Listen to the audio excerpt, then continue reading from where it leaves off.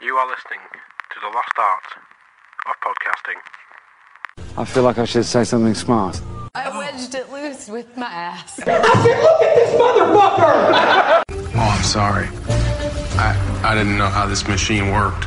Give me your shoe! If the stars had the sound, it would sound like this.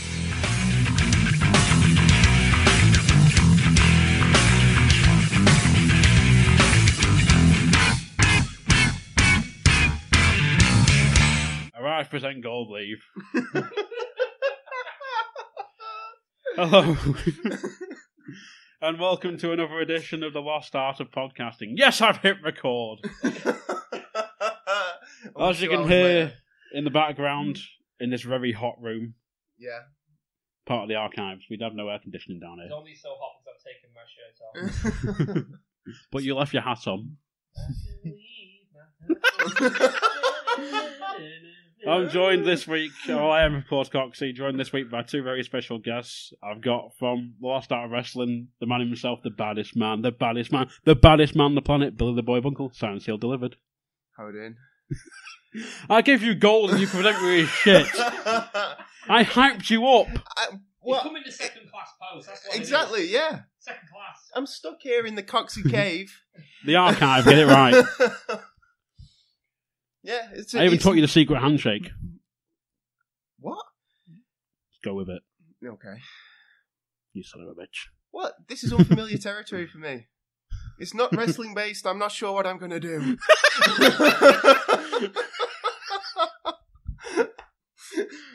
He's gonna puke! He's gonna puke! Alright, you listen to me, you son of a bitch. Don't die. Yeah, I know. And the other voice you can probably hear is a man, a bit of a random man. Some would say he has a bit of a random ass, and he throws it in with some discussion. Oh, I nearly died. Followed by the dulcet tones of John Zanuck shouting Jesus everywhere. Depending what part of the world he's from, he might wear a sombrero, he might wear corks in his hat, he might just have a bowler. What Ebola? Ebola. It's I wonder why I was from Random Ass Discussion, it's Paul the Hat Guy Flinders. Hello! Do you know what? It actually feels weird. It does feel weird podcasting without a 600-year laptop in front of me. On Skype. On Skype. Wondering if I'm ever going to disconnect. When you sat there on the laptop and you see the signal bar and it's constantly in the red, it's like Russian roulette podcasting. It's great. Well, it doesn't happen here because we have good internet. What's good internet? That thing when you're quite right means it downloads in about a minute. Certainly not Sky then. No. Yeah. Jesus Christ. You know. Oh, I may as well be on dial-up. You know, it's... We do have to... We try to... No one touched the phone. No one touched the phone, no. Podcasting, Mum! I'm trying to find the King of the Ring 1999 results. There's a picture of Billy Gunn loading line by line. Mum, get off the phone! I'm a wank to leave so I can only see half a tit! I'm about to find out who joined the ministry. Oh fuck, I see naked Minion! Page can't be displayed. Starts again. Oh, man. So yeah, this is episode 23 of the Lost Art of Podcasting. Going in a different direction now. Make a hashtag making things better. Fair enough. Unlike the country, but there we go. Oh, was that topic of discussion, Bunkell? No, it was topical, but apparently I'm not allowed to discuss it on this podcast. I will save my questions. Like I said on Facebook, the most political thing you'll ever get out of me is Lord Buckethead for Prime Minister. Absolutely. Absolutely. But we'll cover that in a bit. Yes. Probably better policies than fucking Theresa May. But have you seen his manifesto? No. We'll cover it shortly. Oh, brilliance. Okay. Absolute brilliant. But yes, we'll save it for later. Sounds like a plan. So yeah, how have you been, gents? We'll start with Bunkell. It's all right. It's been quite hectic 14 days. As my daughter is 14 days old. Congratulations. You brought life into this world. I did, and she looks like me. So I suppose that's quite fortunate, I feel. She was born with a beard. And a Stone Cold t-shirt. Not quite born with a beard and a Stone Cold t-shirt, no, but she's unlike my... She came out flipping him off. Yeah. To be fair, actually, the first thing that she actually did was piss. Before she cried or anything, born out, wife's chest, pissed. I will To be see fair, your piss. I will see your piss, and I will raise you a trail of defecation. Oh my god. Before he'd even fucking breathe. See, I was hoping you're going to be like, so she came out, she was like, threw a chair, gave the midwife a stunner. Came out on a fucking on a quad bike. Yeah. Started raising her hand looking for somebody to throw her a Bud Light. Some nurse in like 3 wards away, just there. Launching beers. Yeah. Got a beer in one hand, and the other hand has got a gun that has a flag on it saying bang. Bunkell 316 says she was pissed her pants.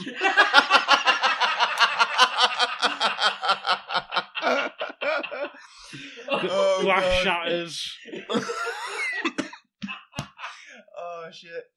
But yeah. So my life's kind of been. So your birth was eventful. It was quite eventful. To be fair, I ended up asleep on the floor because it was emotionally draining for. Both You mean me you sold it like a champ? Yeah. You got stunned. Yeah, it was. To be fair, it was all joking aside, it was emotionally draining. And as somebody who's as squeamish as I am, I did witness the whole thing and coach through the whole thing, and then was just kind of like, "Yep, I'm going to sleep now." And went to sleep on the floor and scared the shit out of all the midwives and shit because I thought I fainted. As a man that's got 2 of their own, I could absolutely 100% understand where you come from. Yeah, because it is the most draining experience you can possibly have. yeah, But it's also one of the most rewarding. But what you'll tend to find is your first time, adrenaline kicks in, and it'll keep you up all night and halfway through the next day. yeah, The second one kicks in, you're pretty much getting threatened by a cranky woman in labour because you're falling asleep because you think to yourself, "Oh, I've been through all this before." At 3 o'clock in the morning, and you're wondering, and you get years of abuse. You fell asleep, you did. You fell asleep. For your daughter's birth, it's like, well, it's hard, when you've got to sit there and do fucking nothing. What do you do when you do nothing? You fall asleep, you get bored. yeah, Unfortunately, and when she's there going, oh, and you're like, I wake up for a split second while you're doing your contraction. Alright, you have your contraction. It's hard. The second one is hard. yeah, Really hard, because it's like, I'm not going through the physical pain you are going through. You stayed awake because you're in fucking pain. yeah, But because I'm doing nothing, I'm sat here and thinking, it'll be alright. yeah. That's what happens. Because you got the adrenaline rush isn't there because you've been through it before. Yeah, to be fair, I will say that's probably what saw me through it when I think about it, because she was born at like 3:34 in the morning, and we'd been in since 10:30 the day before.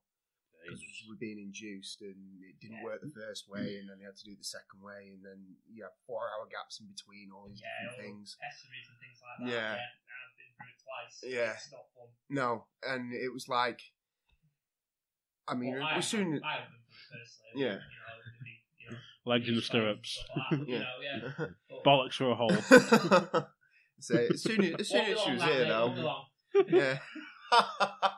Just reassurance, mate. Told you it's when he has fingers like double deckers. It's when you panic. We're going to give you vasectomy and just crushes the whole testicles. You'll have like big hairy fingers, Yeah, like a double decker each.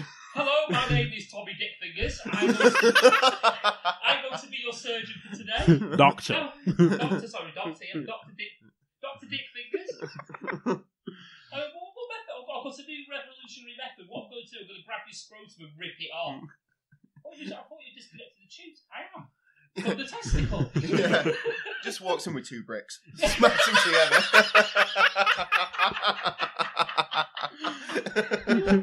To be fair though, there's on the Steve Austin show when he sometimes had his mate Ted on. Me and Bunker used to now sparingly listen to it nowadays. Yes. But his mate Ted had a vasectomy as well, and Steve was like questioning it. So how did you get your vasectomy? As Steve Austin always does. And he's like, I just went in. I wasn't knocked out or anything. I literally just there in a chair. I was talking to him about fishing while he's doing it. And he's like, do you feel anything? He's like, no, he numbed the area and shit. And then just like felt like a quick like flick of the razor and it was done. Just the thought of it, like, no offense, Paul, I understand why you're doing it, but the thought of it is like scares the shit out of me. For the record, for Lost Start listeners, I've explained it on RAD, but I'm going to have a vasectomy at some point in the next few months. Now, I did say on our podcast that it was actually I had an appointment actually for the op. Yeah. Found out it's not for the op; it's from a consultation. So they're making me shit myself just a little bit longer. Yeah. But well, but that thing you'll just walk in and go, "You sure you want this?" Yeah. Right, let's have a look. And they make you drop trowel. They're like, right, turn around. We'll just check your prostate first. Yeah. And then the doctor will pull his pants up.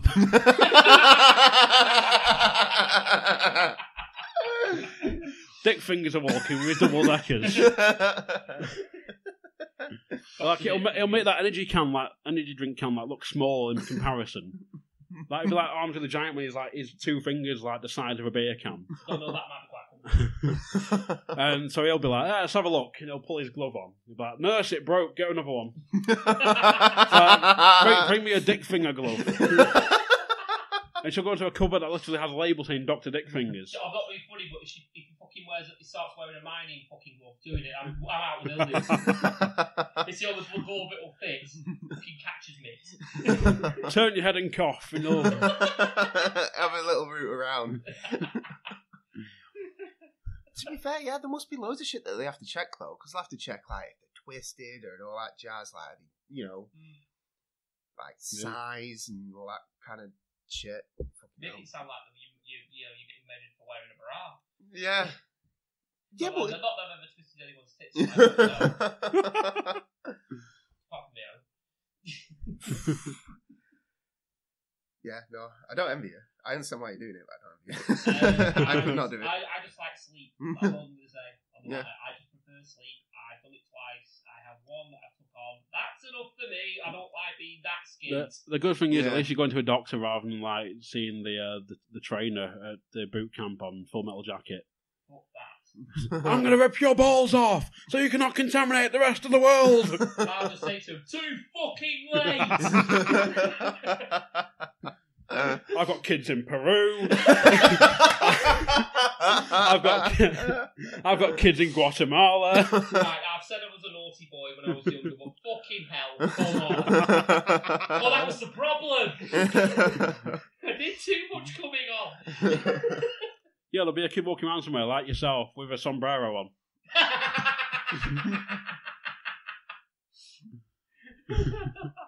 You know, you have to stop taking mouthfuls of juice. It's coming out my nose and everything. That's what she said. I've probably just lost a shit from the listeners. I came on to hear a comedy, you're talking about vasectomies, it's disgusting. Taking the piss out of vasectomy. That's also relevant term. Same sort of area.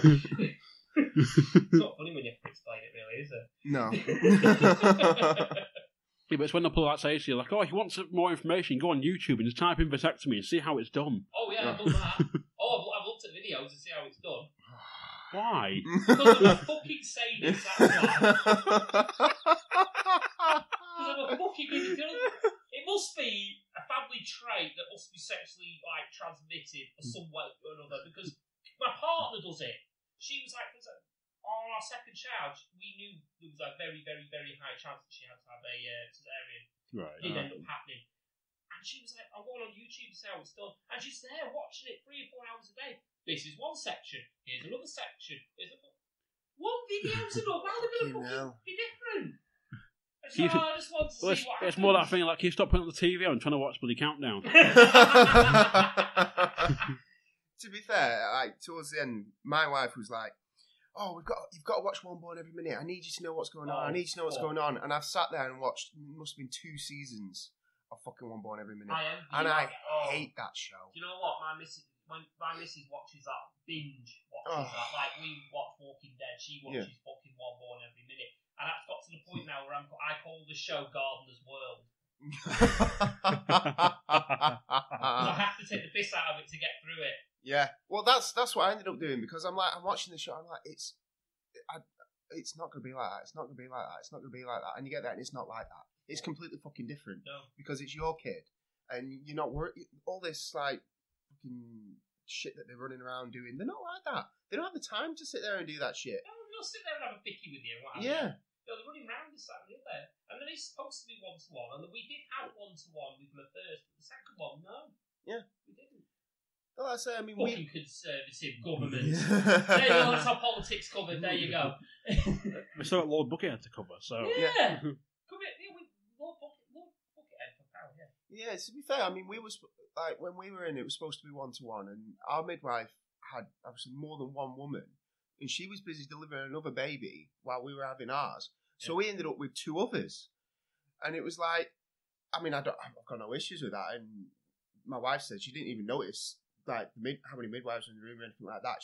All she could focus on was me. But it's like,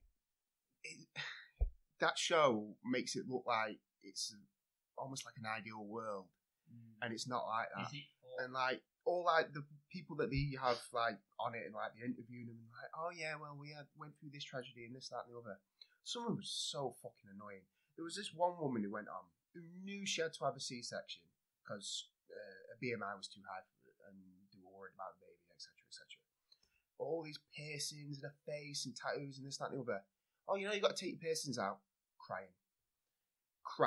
Oh, you know you can't wear makeup. Crying. Like hysterical crying. It's like, you signed a waiver to be on the show. You signed a waiver to have a C-section that clearly will state you can't have this, you can't have that, blah, blah, blah. You ended up refused to take one of her piercings out, so I had to have a C-section while she had it in. And it was like, what the fuck is wrong with you? Yeah, exactly. She's more worried by the fact she has to take her fucking makeup off than she is about actually having a child be healthy. I bet she wouldn't give a flying fuck if there was no camera there. Well, exactly. You know what I mean? But she signed a waiver for this. Yeah. She knows that she has to take this makeup off. She knows how it works. And then she's there being all fucking hysterical because it's for the show. And you know it's for the show. It's like, you stupid fucking bitch. I had lost my rag. I was like, I was up, I was walking around, I was throwing stuff at the TV. She fucking did my head in. And then your missus did your head in when you got on himself. Yeah. But, no. So I hate that show. Yeah, it's nothing like at all what it is in real life. I mean, my missus was in labour with me first for 16 or 17 hours. Yeah.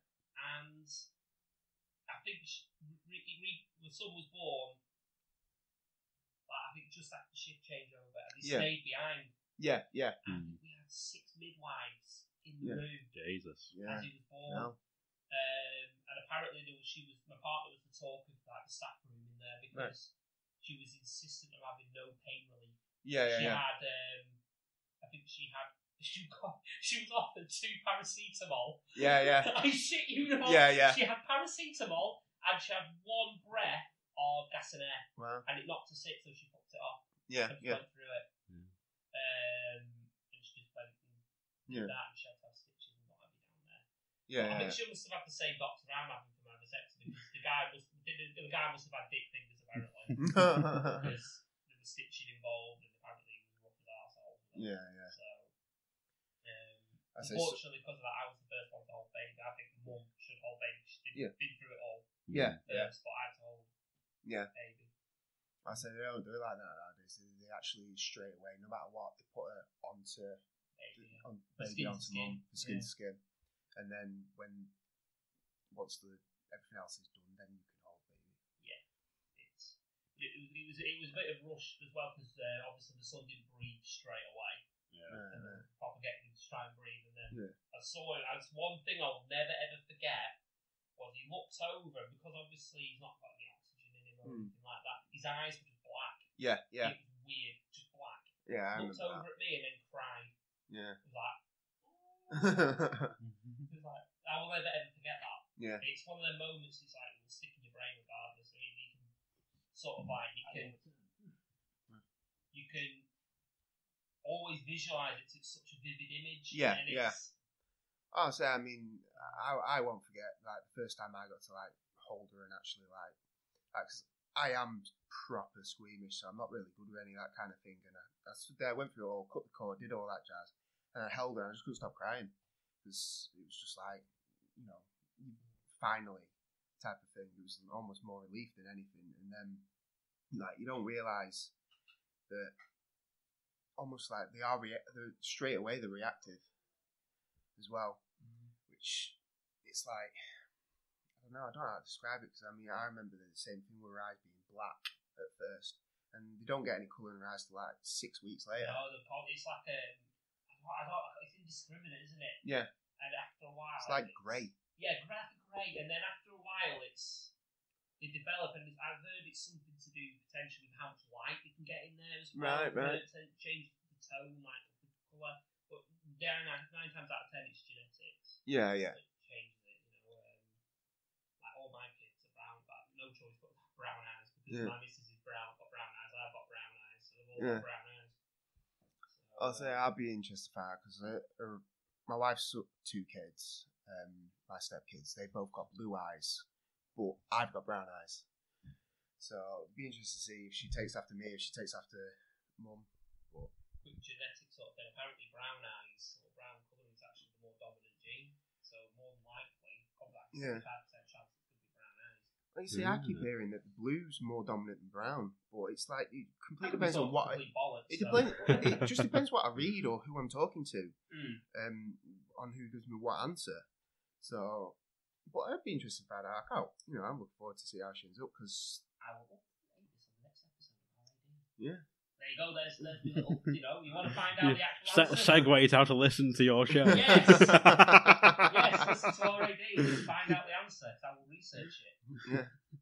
Because I'm sticking with the fucking detail and the Mercedes that way. I have to find out everything. It's like I've got Asperger's for that. Yeah. I have to find everything out about one thing. Yeah. And then I'll find out about it, and then a week later I won't give a flying fuck about it. Yeah. It's weird. It's like, I don't know why that is. Which one? You're gonna have your nuts in like a sort of brick filled like rice or whatever. Yeah, probably should say the mind of that. I'm really honest. Stop Tommy Dick fingers smashing his teeth together. Take your mind off it. Fuck's sake. But yeah. That thing though, like, I'll take it from here, nurse, and like you'll recognise the voice. Oh, not you. Not you. Hello. I'm not Dick Fingers. Stuff will come off. It'll just be Bunkell there with 2 bricks. We're doing this, so what? It was me, hot guy. It was me all along. Bedpan round the edge. Start smacking in the nuts. Oh, you sterile yet? And then he's walking out and goes, "You need to jack off 20 times to clear your tubes." What in a row? Speaking like this now, future.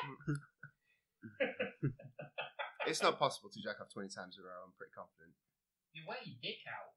It'll just go red and it'll just fucking just fall off. We've got to wear tighty whities for like 2 weeks, whatever it is. Longer than that, mate. Longer. Until the stitches are out, the swelling's down. Oh dear. So it's because of the pressure, isn't it? It'll keep it. Yeah. What I'm not looking forward to is the actually walking. Yeah. Because depending on what cut they do, because they do either one cut straight down the middle, which is like I think it's like 1.5 centimetres long, so it's not that big, or they do one on each side. Now, if they do one on each side, I am not looking forward to walking for the next few days. No, because that will fucking hurt like hell. Yeah. rub. So I'm going to tell the missus I'm staying in bed that day. Do not fucking move. It'll more be that thing of like when you're in the shower and you'll be like, yeah, just get like a plastic bag and put your nuts in it. Oh, yeah, but you will do though, won't you? You'll have to like. Fucking hell. I believe you don't have to. Right. Honestly, I don't. If they've improvements and there's like a smaller scar and stuff, then Yeah, you might it's be a alright. smaller cut. There's two ways that they do it. One's the traditional way with a scalpel. Yeah. With either one cut on down the middle. But they might give you like some disinfectant fluid or something like that antiseptic stuff to put on it or something like that. Disinfection is a possibility. Yeah. But the other thing that they've got, which you don't need stitches for, apparently, is what they do is they get a clamp and find what's known as vasectomies. Right. There you go, a bit of science for you. And they clamp the tube and then basically do like a puncture, and then they stretch it open, and then pull it out, and then snip it and burn it so it seals. Apparently, it's absolutely painless and it heals quicker. Right. Okay. They'll probably tell you all that your conversation about we can do it this way, or we can do it this way, or we can do it this way. We can get 2 bricks and chance it. We might miss the first time, get your penis. You're making it sound like a fucking pain Olympics. Fuck that.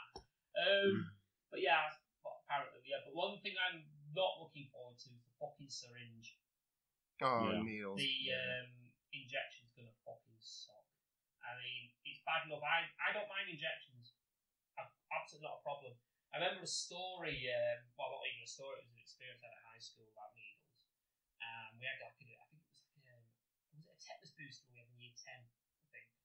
Yeah. Yeah. A big fucking long needle, I remember. Mm-hmm. And we had some stupid, weird reason decided to let us go in pairs. What? We went in pairs, there had 2 people doing injections at the same time. And I went in with some lad, and he in the queue was like, he was taking the piss out of me. Oh, you're going to faint. You're going to cry. You're going to do this, that, and the other. I thought, yeah, all right, we'll see. So I went in. He went in with me, funny enough. He was sat no more than 6 foot away from me as I was doing it. We sat side by side. I was like, done, no problem. I was out of the chair, going out away. He'd not even had it. He was like, oh, this is nice. There's even mind of it. Like, what was you saying about me in the queue? You're on your own. See you later.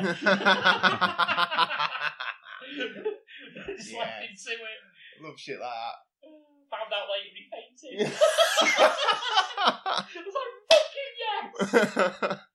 Fucking karma at its best. Yeah, absolutely. Oh dear. But yeah, injections don't bother me. The only one that I've had that sucked, well, I've had 2. Funny enough, both fucking dentists. Oh no! Oh yeah, in the mouth. Yeah, one that I've had that sucked because I remember I used to play football a lot when I was a kid. And it wasn't even like competitive. It was like playing on the park. Yeah. And I was one of them fucking idiot goalkeepers. Yes, that's me. And I remember getting 2 boots to the face in the same match and kicking 2 teeth out. Fucking hell. One on the bottom, one on the top. Nice. Still got the one on the top. Yeah. One on the bottom was the tooth went and it snapped under the gum line.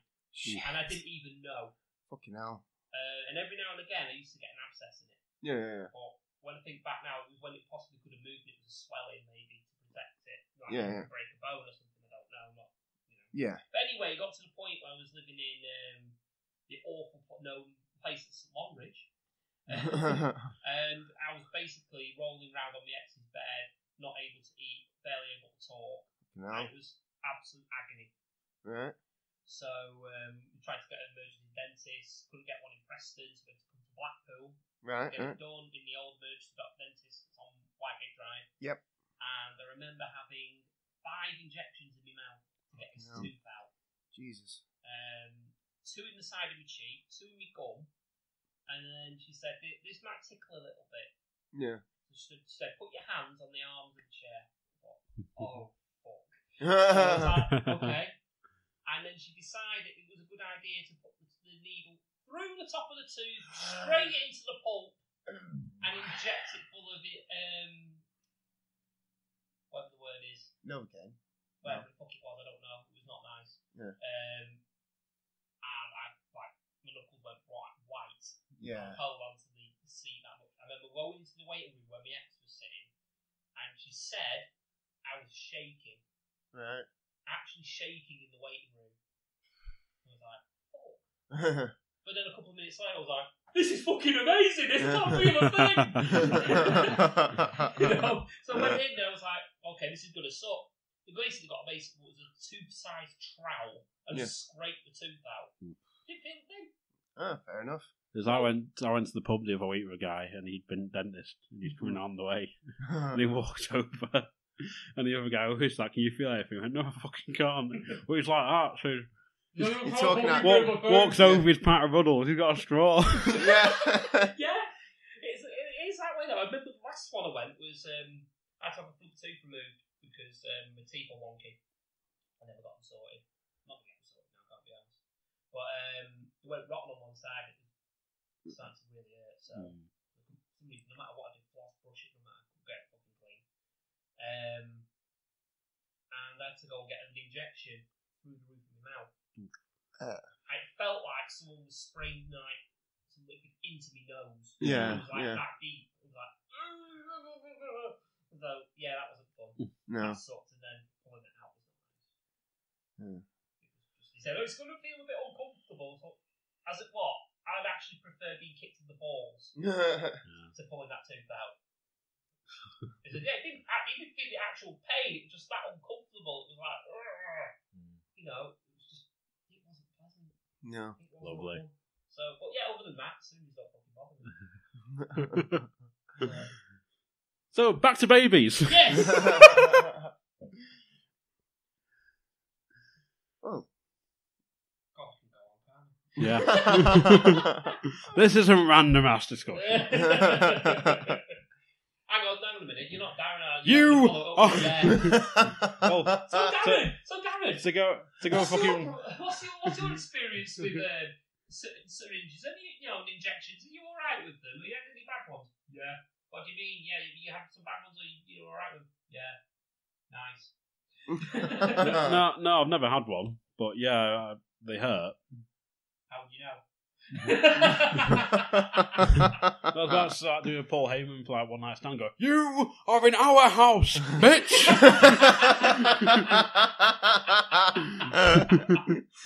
Oh, for fuck's sake! Oh yeah, I'm just very good at rambling on and not really saying a lot on it. So, you know.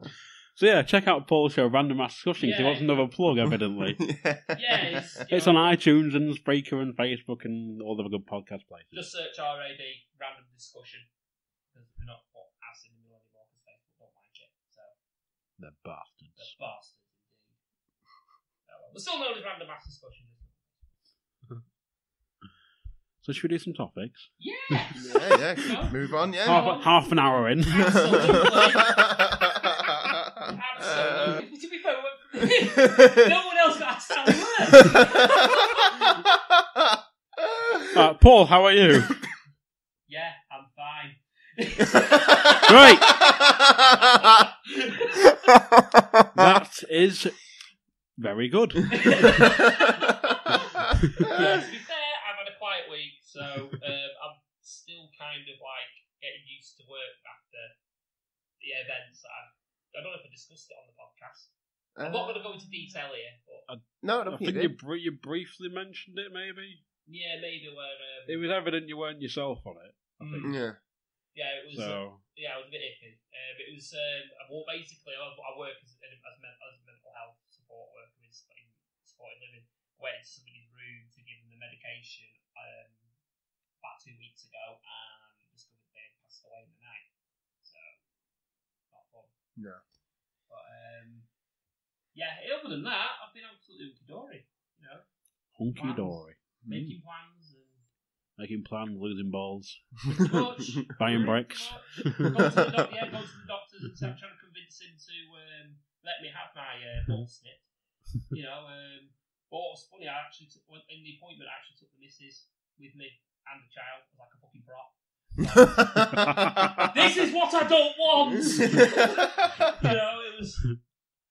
This is what happens when I can create life. I had this fertile. She got pregnant less than 6 months after the last one was born. I was like, but I was like, look, I don't want any more. I've got a little boy. I've got a little girl. I've got you should have. Whichever kid you took, you should have taken them. Right, when we go in, you find a pen and start drawing on the wall, yeah, and then we'll point to you and say that's why we don't want any more.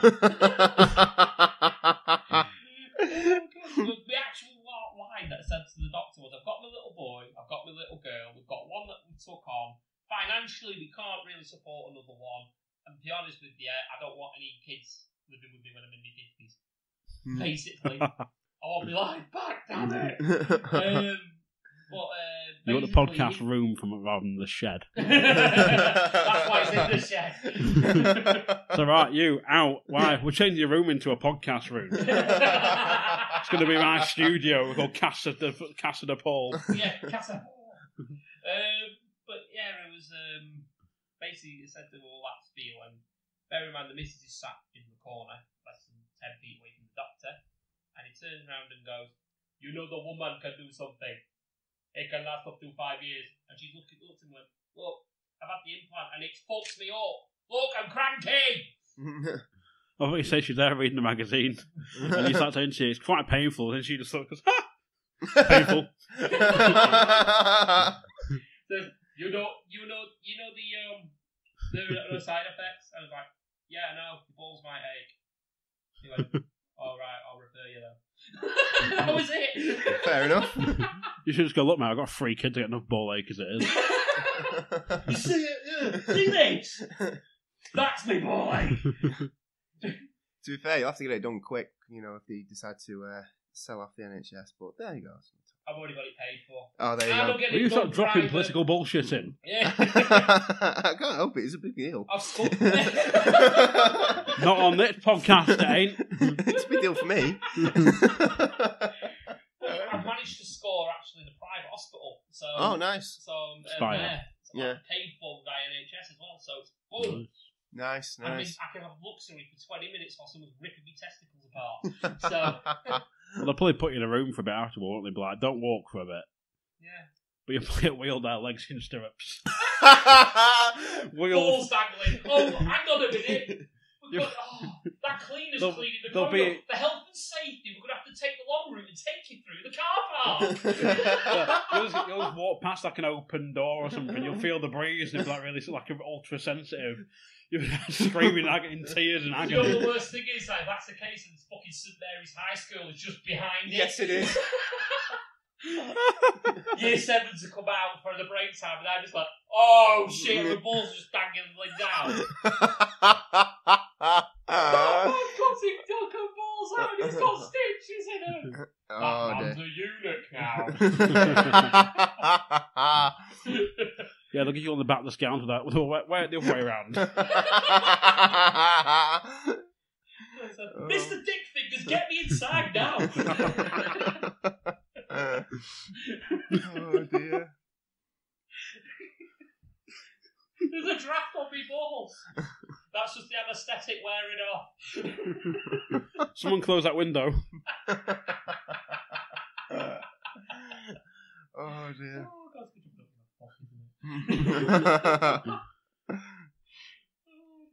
You could be there, like, change the words of Elton John, "Candle in the Wind." Bullets in a gale. Testicles in the wind. Too many vindaloos having you sat down. They might say to like, "No hot food for a bit either." Oh, that'll be beast today's going out the window then. Yeah. Oh, I'll be beast Definitely no beast and A's. No beast today. Can't chance it. No beast today. That'd be a shame. Have to throw the bottle in the bin. We'll be able to use it on Monday. Freezer basket, there you go. You've lost it. God, that'd be great. Imagine it. Yeah. Just concentrating. Next to your samples. Yeah. Oh. You dirty pot. Darren suggested it first, not me, so. I got freeze. Yeah, I'm just going to jizz off into a fucking Tupperware box and hope for the best. Just watch the intro of WrestleMania 30 and just plaster the walls. Yeah. Or that picture you sent me last night. Yeah. It was a ghost. A spooky ghost. This ectoplasm. Everywhere!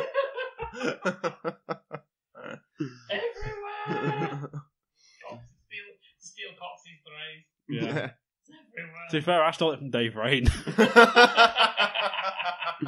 But it was just genius how he did it, and it was like, but the problem was that because it was WrestleMania 30, was it Austin came out first? Austin came out, yeah, followed by The Rock, then Hogan.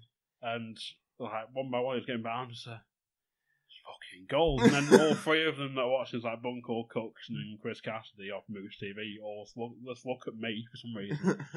I just had to think of something quick to everyone.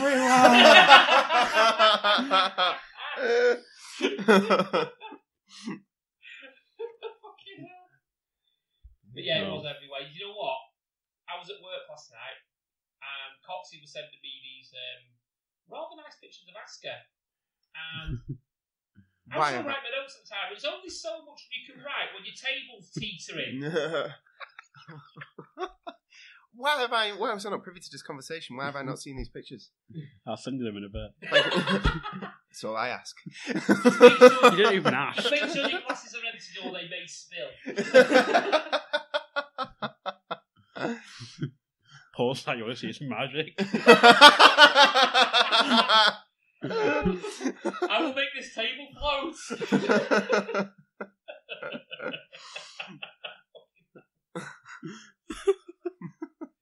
Do that a reflex, I might get us a free round.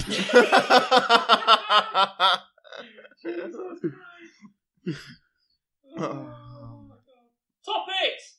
Help! Well, I'm alright. Oh yeah, I was going to say Coxy starts it how he is, yeah. I'm fine too. I'm also here.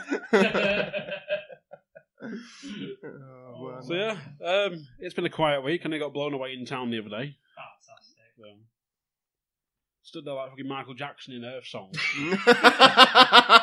Between two fucking lampposts at the town centre. God, Darren poses as a child. Yeah. Claiming he has fans. Yeah. You're a dazzler. I'm a fuck. Fake news. Fake news. Well, not the rest of the song now, but... He said he was recognised by a fan. Yeah. How the fuck do you recognise someone visually when they're on a podcast? Because he's a fucking mole. It's almost as bad as that fucking Lionel Richie video, isn't it? You know, with the hello. I made a sculpture of you. This is how I see you. This is how I see you. Fucking identical to how he fucking looks. I have a sneaky suspicion she's not actually blind. No, she went on an heart attack and stole the head. Disability benefit fraud. You're not fucking blind. Give me back that guy, Tom. It's like Homer Simpson with the fucking monkey, the aid monkey who goes and gets him all the food and shit, and then it just ends up fat and lazy like Homer is. Jesus. Oh So yeah, it's like my quiz team now though. Lionel Richie digs blind chicks. I think we're on to a winner. Yeah, I believe so. Works for me. No other way. So right, once we win, we'll be dancing on the ceiling. Hey! Can I have that one for free? You can tell her and she'll believe you. She's blind. Yeah. I swear to God, it is as big as I say. Bro.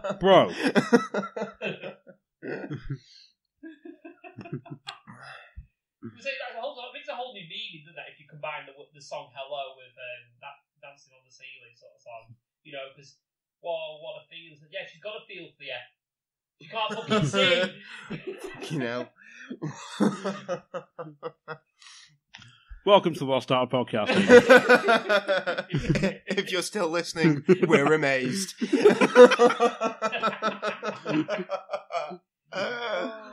Remember, if you are offended, my name is Darren Truby.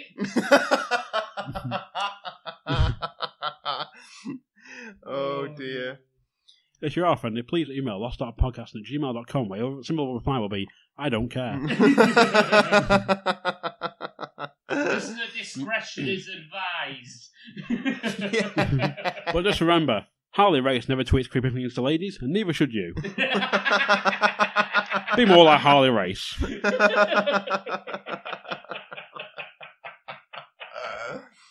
Oh dear. Oh my god. Oh dear. So yeah, let's start the show. Yes. Yeah. In topic news, I'm not a dazzler, despite fake reports. Oh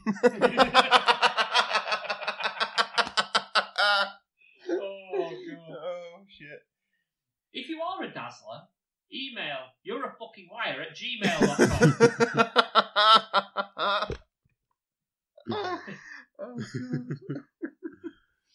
And if you can recognise people just by being audible, get yourself on fucking Britain's Got Talent.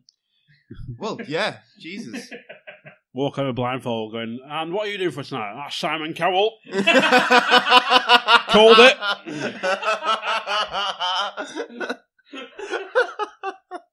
Some camp boys bloke comes on and says, so what are you doing? Oh, that's David. Fucking spot on. So when you start, I've started. So the guy's in the blindfold and like Amanda, what's her name, comes on. It's like, put your tits away, love. Can't even see her. Amanda Holden. That one. Amanda Holden. Amanda what? Amanda? Who's Amanda Watson? No one. You made her up. Yes. Yeah, I was going to say. Yeah, there's Emma Watson. I said, what's her name? Who's I said Amanda, what's her name, not Amanda Watson. Oh, right, okay, Yeah. fair Sounded enough. like Watson. Yeah. No, there's that on the last. There was a critics were in uproar because she came out with pretty much her tits out in a dress. To be fair, she dresses like that every single time. Yeah, but I don't there's see that what the same fuck you guy. mean. That same guy will come out in a blindfold. But that's Amanda. Yeah. Got tits out. Oh god. Why is On it- point. Think so, but instead of complaining, shouldn't he just wrote a tweet to her and went, just going in capital letters, just going everywhere. Well, he's not done the act yet, so. To be fair, I don't get what the big deal was, to be honest. Like, she dresses like that most of the time anyway. And I did read somewhere, it was 19 complaints. Wow, Oh, no. 19 out of 60 million people. Yeah, We'll exactly. probably get like, at least like 3. Yeah. Yeah. If we're lucky. And an iTunes review. Yeah. With a strongly worded letter. If we're lucky. If we're lucky. Might not even get that. Nothing fucking happens when you complain. Anyway, I remember years ago I complained about who was that one that did the weakest link? Anne Robinson. Anne Robinson, that's it. I actually complained to the BBC about her. I sent an email in complaining because I was upset think I with the remember way you she doing spoke this. to somebody on the weakest link, and she was being a bit of a condescending cunt, as she usually is. And I was just like, you know what? Who the fuck are you to talk to people like that? You stupid fucking Botox wearing fucking wig motherfucker. Where No. Botox? Whatever it is. You know what I mean? I was just a little bit like fucking annoyed. So I wrote out this fucking email and I was swearing and all this jazz. And then my mum comes on and she went, can't send that, James. Rewrites it, sends it. And I got a response a couple of days later. Oh, we're sorry you feel that way. We've had numerous complaints and, we'll take this matter very seriously. 3 weeks later, show cancelled. Boom! I was like, that must be me. I must have done that. So we got you to blame for Pointless. It's better than fucking weakest link. I was happy that. I like Pointless. I like Pointless. There's nothing wrong with Pointless. There you have it, folks. Bunkell created Pointless. Hey! But complaining does work sometimes, don't it? So nothing is like big as complaining about a TV show. Yeah, But yeah. I remember I used to, because I was a fucking idiot, at one point I used to, oh my god, a girl's talking to me, will you marry me? Sort of stage of my life. Oh, yeah, yeah. I actually went from Blackpool to the other side of Preston for a relationship. I went back 4 times a week. Yeah, then Yeah. back the same fucking day, like an idiot. 4 hours on a bus every day. Right. I was a cretin. Or half an hour on the train. Yeah, but that involves walking, and I can get the same ticket, and it's cheaper, and I can get on the same 2 buses. Yeah. Whereas getting on the train, then I'd have to pay again for a bus. So, yeah, budgeting from an early age. But anyway, I was waiting for a stagecoach by near Central Pier in Blackpool. Yeah. And one bus went past, stuck my hand out, drove straight past. Okay, might not have seen me. I was the benefit that I was busy. You know what? Second one did the same. Drove straight past. I thought, okay, that's a cunt. Yeah. They're both being cunts. But okay, then what will I do this time? Bear in mind, it's the 3rd bus in every 20 minutes. Yeah. Stood in the middle of the promenade, put my arm out. Twat still drove past. Fucking hell. I thought, you were fucking joking. I know it's been a few times I've had in the past where the drive's been off in their own little world. You can tell they're off in their own little Yeah, world. but you don't miss someone stood in the middle of the fucking promenade No, with their arm but out. there was that, but then there was also, I think it was the old lifestyle line bus. and the drivers on that, for some reason, wouldn't stop if you didn't stick your arm out. Like they were told to under some weird rule or something. Well, you see, the thing is, when I worked for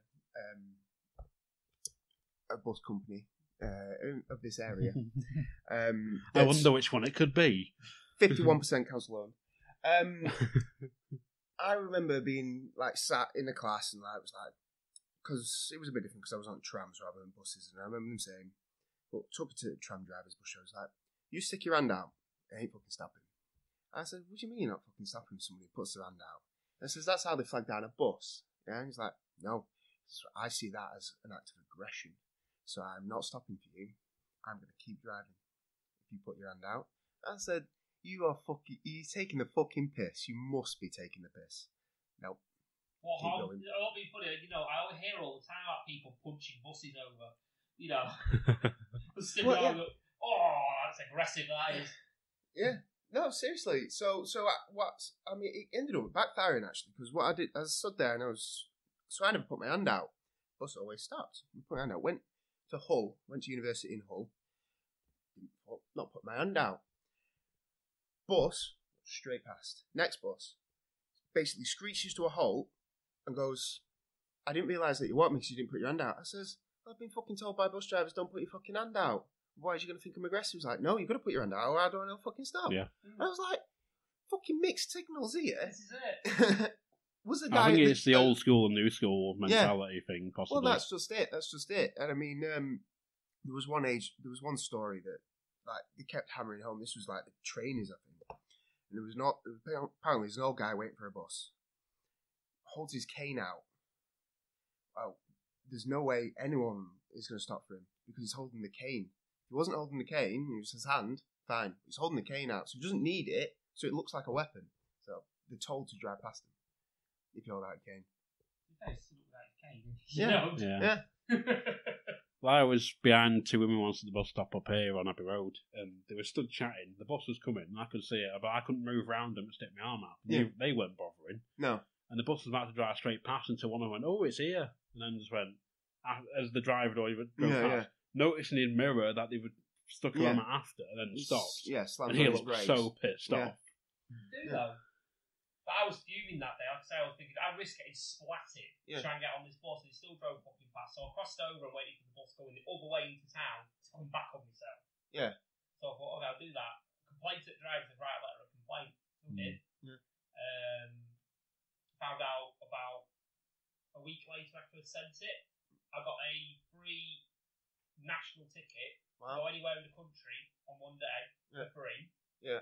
I got a letter of apology saying that they've not going to miss anyone getting on that stop again. Yeah.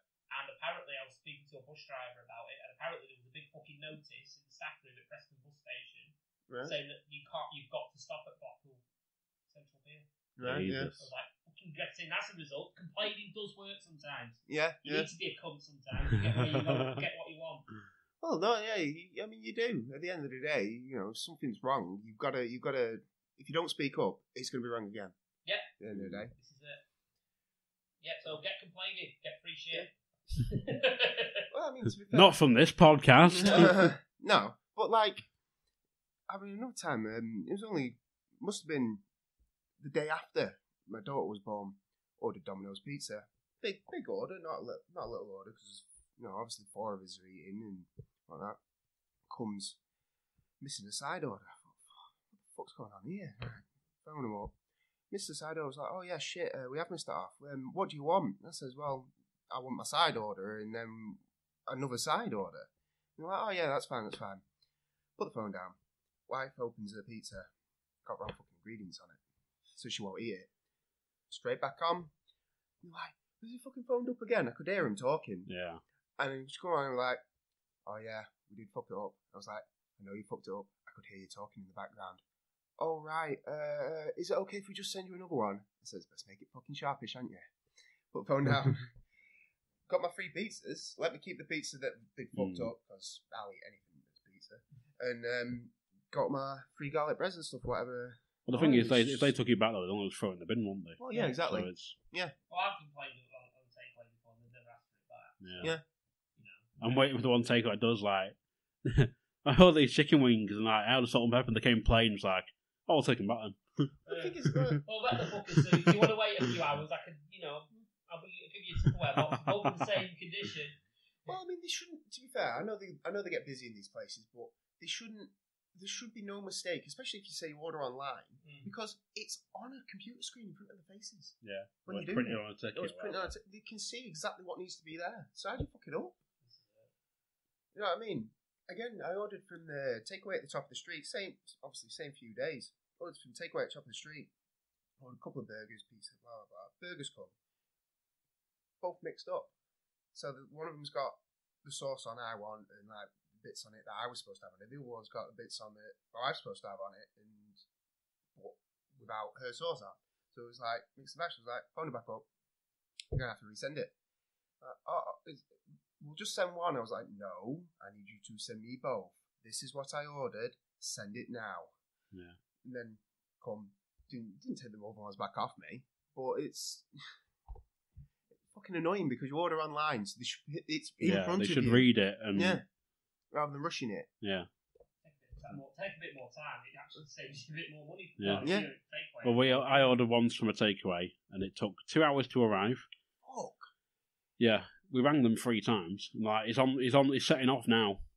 This is 45 minutes in. From fucking Zimbabwe. Might as well have been. They turned up, went, "Here's your food," and they went, "Here's a can of Pepsi as consolation." Fucking can of Pepsi. I was like, "Are you fucking serious?" They should have doubled your order or something. Yeah. But this was ordering through like a website as well, Yeah. so they couldn't. There's no way they get it wrong. Yeah. But the fact we had to ring them like 3 times, and the second time, it's like, yeah, he's leaving now with your order. Yeah. So. Fucking scandalous. Yeah. Fucking terrible, So yeah. Anyway, I'm not a dazzler. No. Going back. Yeah. So if people sat at home going, "Were you a fucking dazzler or not? Tell us." No, and the majority of them probably don't know what a dazzler is. Well, can I explain? Go on. This unholy fucking terminology has come from my podcast, unfortunately. I thought you were going to say it's come from Uranus. No, for some reason. Darren's anus. Because he talks out of his fucking arse. Oh no. Obviously, he seems to think this could come across as a bit of what they call it in the wrestling world, a shoot. Now, he seems to think that because I, the hat guy, have in air quotations, a gimmick. Now, my gimmick is I wear a fucking stupid hat. My personality doesn't change. My way I speak doesn't change. I just plonk a fucking hat on my head, so I've got a visible presence. That is literally it. Someone gave me a nickname at a Preston City wrestling show, 3 years now? Maybe longer than that, maybe 4 years actually. Yeah. 4 years ago. And the name stuck. Now, I didn't even think of that. I even had to stick for it off a certain Twitter profile. Yeah. Called Brit Rest Troll. Oh, okay. But he seems to think, do you know what? I need to get a gimmick. Yeah. And he went with the Yeah Man, and then he invented his fans, Right. again, air quotations, as the Dazzler. They're my Dazzlers. Right. He's known as Daz on the show. Yeah. Name. I'm like, well, to get Dazzlers, Darren, you need fucking fans. And it does make me cringe. I really am, I'll be honest with you, it does make me cringe. And I mean, just for example, on the last episode that we recorded, there was obviously myself, Coxy, Xander, and himself for the first half of the show. Now, obviously we had a lot of discussion between me, Coxy and Xander, but Darren was there, don't get me wrong, he did chime in every now and again. But for the whole hour, for the first half, I would estimate he probably spoke for probably 2 minutes of that whole hour. And then disappeared at half time. Yeah. Which, to be fair, if he's got plans in the morning, I'm not going to hold that against him. Yeah. I'm brutally honest with you. But then, like I say, he said a fan recognised him. And said fan, apparently, was Coxy. That's like saying, oh, look, I'm in the Liverpool squad. I'm a Liverpool footballer. Oh, look, that's my teammate. And then the teammate goes and says, I got recognised by a fan. No, you work with him. Yeah, you're recognised by a colleague. A colleague. He's a colleague, he's not a fan. Yeah. He's not a fan, if he's someone that you work with. Yeah. It makes me laugh. It does. I was like, when the middle happened, it was told about it, and I read it on myself, and I thought, it's one of the moments where you just hang your head in shame, and just like, as Coxy very eloquently puts it, his reaction is,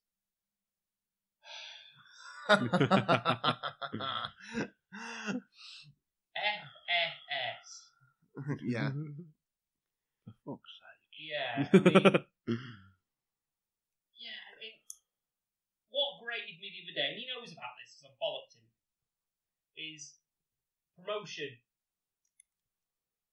It's like, again, I'll go back to Liverpool football because it sticks in my head. Saying, someone asked them. That's a scousing, yeah. Yeah, it's a scousing. Can you name the best football teams in the world? And they go, yeah, you've got your Real Madrid, you've got your Juventus, you've got your Inter Milan, you've got Bayern Munich. Which my team, Liverpool, are quite good as well. Rather than just going, Bayern Munich is a great team. But you play for fucking Liverpool, why not mention them? Oh yeah, I'm in complete agreement with this. So, yeah, that was my big gripe. And yeah, so. At the end of the day, Bang. yeah. At the end of the day, it's about self-awareness, though, isn't it? When you think about it, like these. Yeah, I know. I broke my pen off air. But it's what I'm trying to say is it's like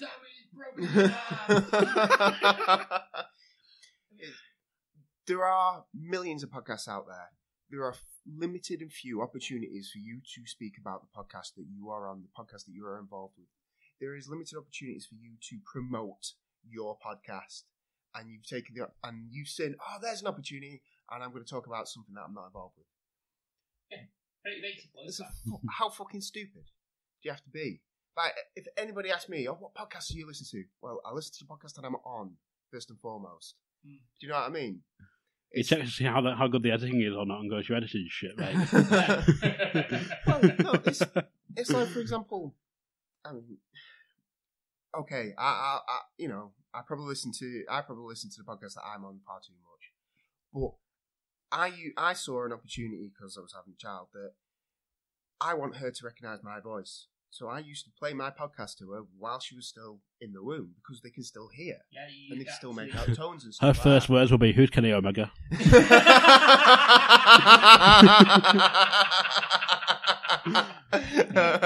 Or WrestleMania 33 was shit. The only thing that'll put her out of sleep is Kenny Omega Okada. Like, she'll want that on DVD on repeat.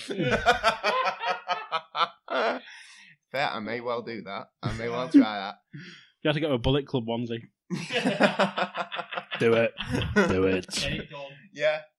You get that onesie, you son of a bitch. To be fair, I was looking on the WWE shop site for like sleep suits, wrestling sleep suits. There weren't any good ones, unfortunately. I nearly bought her a Nakamura one. Oh. But it wasn't the t-shirt it wasn't like the design that I wanted. It was like one of the other ones, and it was like £30 for this one item. And I'm like, fuck. I'll wait till the sale. Yeah. Yeah. But I did. But yeah, it was like when I first sort of joined Rad, and I came in with my gimmick, which I sort of dropped here and there, and it was sort of then became copied. Yes, he was mimicking. Yeah, and it didn't take too long to it. No. I played it off well, but it was to quote the man himself. Yeah. Yeah, you just don't do it. No, it's... I will own you. Yeah. It's a quote. Yeah, it's a quote on Rocky. I will break you. Well, I was more thinking Tropic Thunder. I will fuck you up. We do not negotiate with terrorists.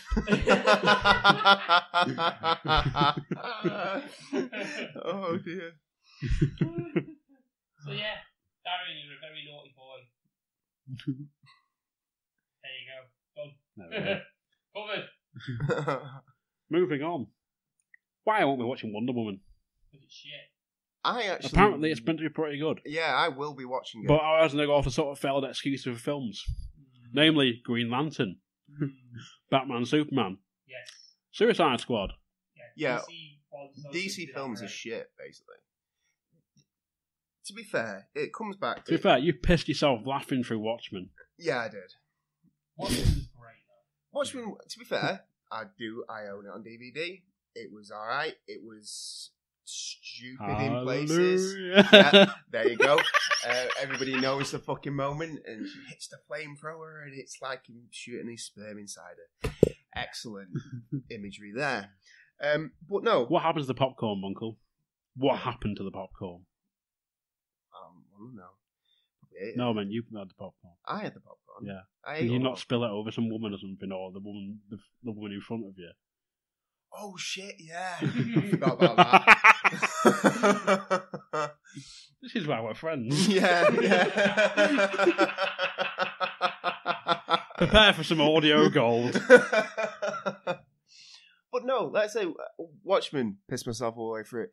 The thing that pissed me off the most about Green Lantern was it tried to take the piss out of other movies and failed miserably.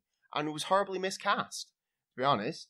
And then, your villain is a shit cloud.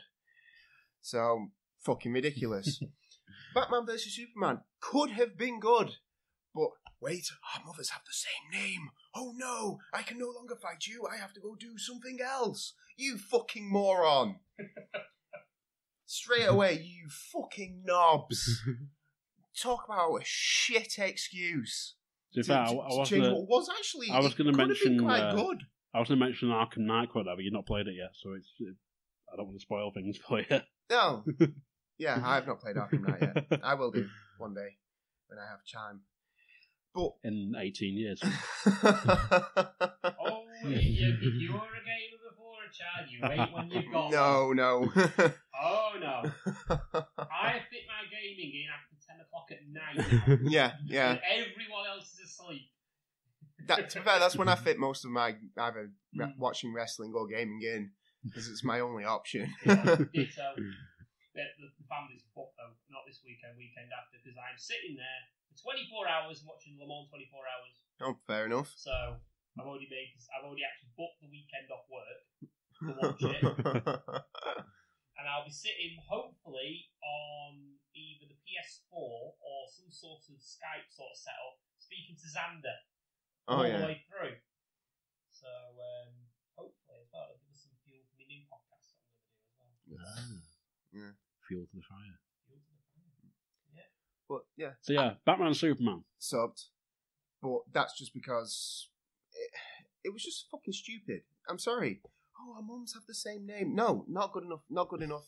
Not good enough. Alright. Not good enough writing. Not good enough booking. Fuck off. So, but will I watch Wonder Woman? It was a book finish. Yeah. Fucking double DQ. Fucking Vince Russo booked that shit. Let's be honest, bro.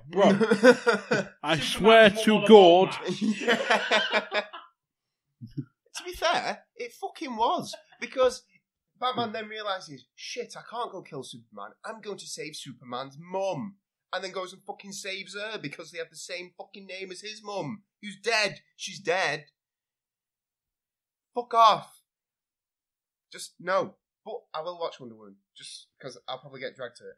But the thing is, though, as well, that doesn't make sense even in real life or in storyline, because I'm called Paul, and there's other people called Paul. But that's like saying, because I'm a cunt, other Pauls are cunts. Yeah, but the thing is, it doesn't change Batman's view of Superman. Batman's view of Superman is, here is somebody who could end the world in the click of his fingers if he wanted to. Here is somebody who could literally enslave all of us because nobody can do anything to stop him. And nobody will do anything to stop him. He's too powerful. That's Batman's motivation. Batman's motivation is, Superman's too powerful and we shouldn't herald him like he is. Because I've seen him destroy cities. I was there when he destroyed the city that we saw in the first Superman movie. I've witnessed it. I've witnessed people die. People I care about die, and I don't want to stop to anybody else. Why does that change? Because you've got the same. Your mum has the same name as my mum. That does not fucking change. And suddenly it's like flick of a switch. Oh no, I don't care now that he could still destroy the world. He could still cause massive uproar and kill loads of people. It doesn't matter now. His mum's called Martha. Fuck that shit. His mum's called Martha. I'm going to save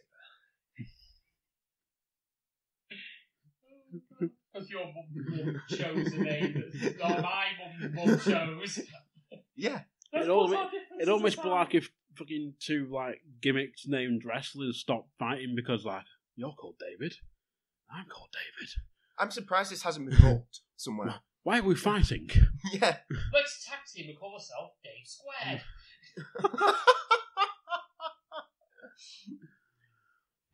Yeah, it's yeah. Hopefully they didn't hear that because you can book Dave Mastiff and Dave Rain as a super tag team. To be fair, I anything with Dave Rain I pay to watch just because I find him hilarious. Though I'm usually like 20 alcohol pops deep before the show's kicked off. But yeah, they're not a Suicide Squad. Suicide Squad. I didn't pay to go watch it. I watched it through a streaming service that I should not have done. We have code for that here. It means acquired via means. There you go, acquired via means.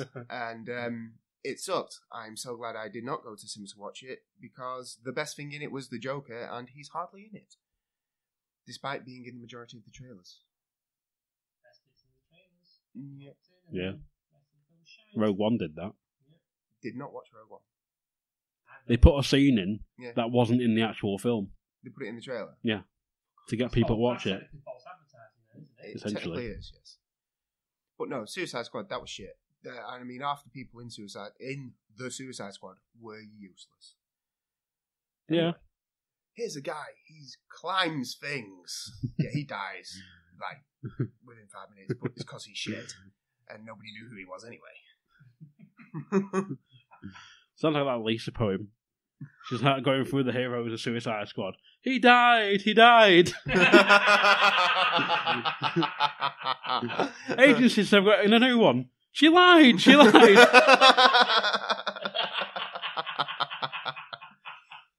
But I'm interested to see if, what people actually think of Wonder Woman. I don't know if you guys plan on watching it. No. Well, in stereo. I don't watch The Flash. I don't watch Arrow. I used to watch Arrow. The Flash is annoying and too convoluted because it's like, shit's gone wrong. I'm going back in time to a different time. If I'd enjoyed Batman, Superman, and Suicide Squad, then I'd consider watching Wonder Woman and eventually Justice League. But no, I won't be watching either. I just don't do superhero shit full stop. Oh, fair enough, fair enough. It's not my sort of thing. I mean, I've been tempted. I mean, I do like the original, I can't even call it the original. What do you say? I like the original Punisher with Dolph Lundgren. I like the Dark Knight trilogy. Yeah. You can't argue with that, though. There's some good movies. Other than that, I really don't give a fuck about superhero movies.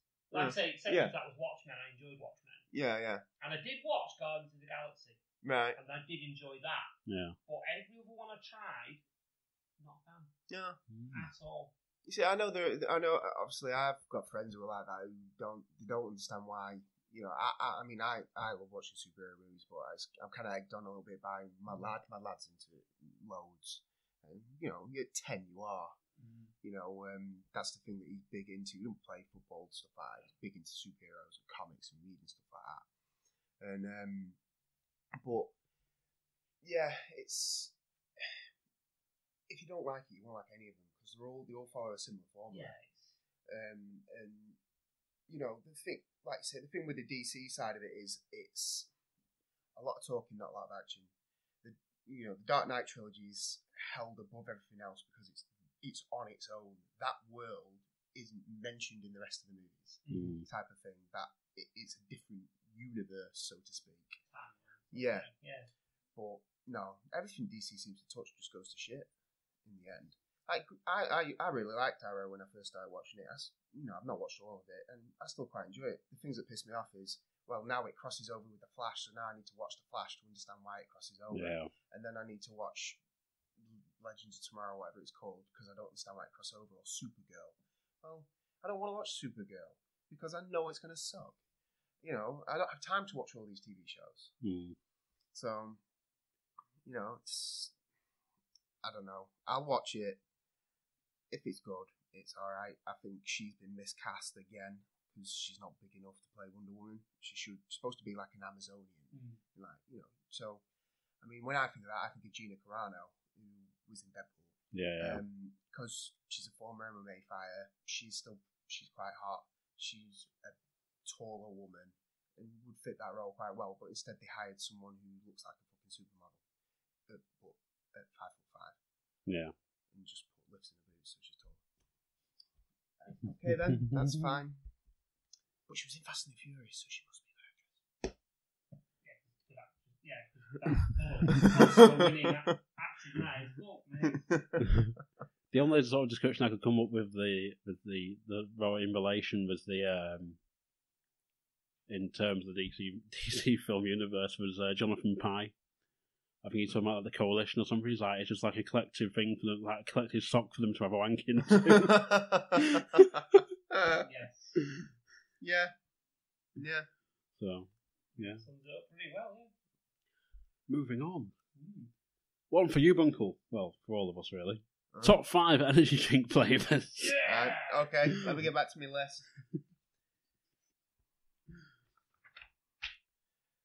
Yeah. So we'll start with Bunkell. Right, okay. So it's top 5 based on flavour. I do have another list that's top 5 based on taste and price. Okay. That's a lot of fucking work. I sat down yesterday and I counted how many different energy drinks I've tried. I was going to say, to do it by price, that must have been difficult. Yeah. Because there's so many you can get in the pound shops and stuff. Yeah, I know. It was quite difficult, but I was going based on how much I genuinely pay for this flavour, this drink. Yeah. Not taking into account size of can or anything like that even. Just taking into account how much I pay for this energy drink and how much I enjoy the drink. But I have a list of 111 different ones I've tried. Found 2 more this morning that I forgot to write down yesterday. And it's probably why I'm sick. But yeah, so my fave 5, as Buxy would say. So Bunkell, tell us your fave 5. My fave 5. Yeah, because you're looking jacked. You're looking jacked. Yeah, you are looking jacked. I hope that's ironic. Right. My number 1 is the Rockstar Tropical Punched flavour, which is the purple one, the guava in it. Yeah. Okay. That's number 1. That's the best flavour, I feel. That's the one I always immediately go for. It's the only one my wife will drink as well. She doesn't like the taste of any of the other ones. It's just that one. Do we have the same partner? Because she's exactly the same. But yeah, that's my favourite one. Then I've got Tornado Ice, which is like a lemon lime flavour. Now, I don't see it around as often as I used to. Originally, the first place I saw it was in a one-stop shop. I saw it in Morrison's. Yeah, and at one point it was in Home Bargains at £4 for a pound. Which, for a 500ml can, that's decent value. Resealable can. Resealable cans as well, yep. Then I've got Red Devil. Oh. Little can, but again... Until B&M did the bigger ones, which you can't get anymore now. Which you can't get anymore, except that possibly still at Macro, I'm not sure. Possibly. Then back to Rockstar for pineapple and coconut, which is gonna raise a few eyebrows and make everybody feel a little bit sick. But no, it's what, like I said to someone, is like it's essentially like an alcohol-free pina colada. Yeah. If it had rum in it, it'd be beautiful. But I just love it. I don't like rum, but that. But that one, it has to be cold as well. Yeah, it does. At room temperature, it's fucking awful. Oh yeah, room temperature is shite. But what I used to do is, I'm talking about when I on my walk to work, there's newsagents on the way to walk to work, and it's £1 each or 2 for £1 or whatever it is on whatever offer it's on. Go in, tropical guava, pineapple coconut every morning, and that's what I get. I get those 2 flavours. Unless obviously I've been told by I've got a bunch in the fridge or something like that. And then my number 5, which again I'll probably get some heat for, is Buffalo energy drink, which we've got. Which you guys have a can of in front of you, Can as sat in I've front of provided and I can't today. read shit on the can. I'm probably going to get stick for it because it's an original flavour. It's not like a fruity flavour, an added fruit flavour or anything like that. But I don't know. Ever since I've got it, I can't stop drinking it. So it's like a bog standard, like Red Bull style. Almost, yeah. But I just can't stop drinking it. I think it's, I don't know, like there's something about it that I just enjoy it. Well, shall we crack it open, Coxy, and try and see what we think? Yeah, you guys Let's taste go for test it. Well, it's got guarana in it. Yeah. Which I know the Boost bars used to have, but you couldn't taste it. Yeah. So. Yeah, it smells exactly the same. Yeah. This smells like Rockstar. Yeah. To me. Standard Rockstar. Yeah. I think Rockstar tastes completely different to everything else. But... I don't. Yeah. Well, Fruit Punch does. I know I'm going to get stick, but I just can't. I can't pull it. I really, really enjoy it every time I have it. It's a less strong flavoured Red Bull. And that's pleasant. It reminds me of No Fear, just not as tangy. Yeah. Actually, yeah. That's the one with the resealable can. Yeah. You had the spin round, because the Tornado ones, you have like the pull bit, you just push it back. Yeah. And then you slide it forward, push it down. Yeah, it's a bastard to open. Yeah. Mm-hmm.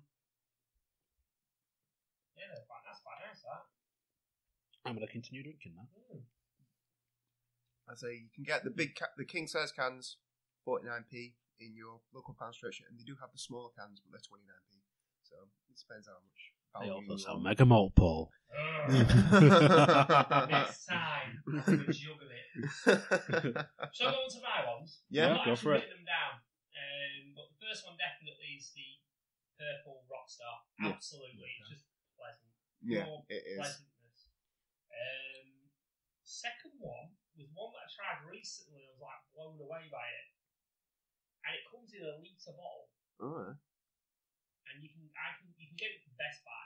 Right. And it's Boost Tropical. Yes. I don't think I've had this one. You can get it in a minute for £1 for a litre. Yeah. And it's bloody nice. I was just like, I was at work one day and I just thought I need to pick me up.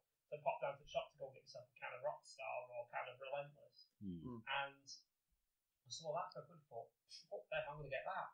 10p dearer and I get double of it. Yeah. It was fucking lovely. So yeah, it was nice that. Third would be the Rossi one, Monster Rossi. I had that down as one of my final 12 picks. Monster Rossi is lovely, absolutely lovely. It's like a weird lemonade, isn't it? Lemonade and orange or something. Yeah. Orange and lemon. Yeah, Like that. it is proper nice, that one though. Yeah, every time I see it, if there's Monster going, that's the one I go for. That I love the can as well. It's weird, but I love how it feels. Yeah, It's a got strange that texture. Yeah, it's almost like a rough texture, but it feels dead nice. I don't know what it is, but yeah, I enjoy that one. Yeah. Fourth would be probably the White Monster. Monster Ultra. Oh, Ooh, yeah. That's a good one. Yeah, that I'm doing because you said to me try it. Yeah. I remember it was not. This is a relatively recent one. I've not tried it. So I thought to myself, why the fuck do I get sugar-free energy drink? Yeah. It's pointless. And then I've realised it's actually it's probably better than fucking full fat stuff. So yeah, I enjoy that one the most out of the sugar-free ones. Yeah. So I enjoy that one. And then fifth is the one I actually funny enough. Fifth one's like yours. Oh yeah. Is the one I brought for you guys to try today. Which would be Colossus energy drink, which you can pick up from Lidl for 49p a can. Oh, yeah. Now, I liken it to a poor man's Monster, but I think it tastes a bit nicer. All right. Personally. personally. So it is basically a poor man's monster. You can tell with the design on it. It's obviously it's taken from it. It's homage to with the green and black. Yeah. Oh, there we go. But you can also get the sugar. I'm not going to open mine now because I want to finish my buffalo first.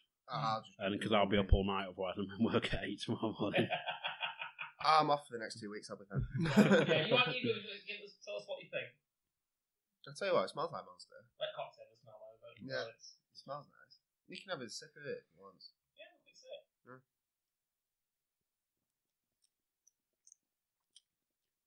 It's like I can taste licorice or aniseed. But it's like a poor man's monster. It is, yeah. It is like it's got that Monster flavour of like definitely undertone to it. Did someone's phone just buzz? It came through my headphones. No, that for 49p as well. Can't argue at all. 49p. Is it just that one flavour or is it multiple flavours? No, there's only that one flavour and the sugar-free one. Right. But they do have like a cheap, like little bottles, like the box standard size. Yeah. Which you have just the plain box standard, like Red Bull style. But yeah, that's the one I tend to go to if I'm like passing on my way to work or nipping and get that for 49p. Can't whinge. No, absolutely not. No. And I've always got it as well. So, but just like I say, just today I noticed they've introduced the sugar-free one. Right. I'll have to try that one. But I was picking this up to Coxy a couple of months back. Yeah. Saying you need to try it, so I thought I better bring it down. Let you guys have a go at it. Oh no, yeah, I love that. Same thing. I mean, what I find with energy drinks is, I know there are no. Obviously, everybody has like a go-to. I mean, I have my go-tos, but like a lot of the time, it's value more than anything. Tends to reign supreme. That's how I've ended up trying 111 different times. Just curiosity, anyway. You see it all. It's all different varieties. Yeah. Here's a question for you then: have you ever tried that dragon soup? Yes. No. That's like an alcoholic energy. Yes. Oh yeah, I have tried it. Yeah, I have because I had like the blueberry one. You can get it. I know you can get it from the corner shop at the end of the road. You can get it from there. You can get it from Bargain Boots around the corner from here. Well, at least you could do. B&M's had it at one point. B&M doesn't have it anymore. I think you can get it up here. But it is like £3 a can. Fucking hell. Jesus. But it says there's like price marked on the can. Yeah. All the time with it. So I think there's like sour apple. There's cola. I think they call it cola cube or red cola. Yeah. And blue raspberry. Blue raspberry. And I've had all three of them. Right. And you get when your mate at Peter the Show gives it, you goes, "Bought you one of them from Glasgow." You're there sort of drinking it, going, "Oh, what's in this?" And he's like, "Schnapps, caffeine, and something else." And you're there sort of having to chug it before you go in the venue, and you're stood there going, "Oh." Kicks in bloody quick. Wow. Well, tell you what then. It's a bit of a weird question. Is there an energy drink that has been discontinued that you want them to bring back? Oh yeah.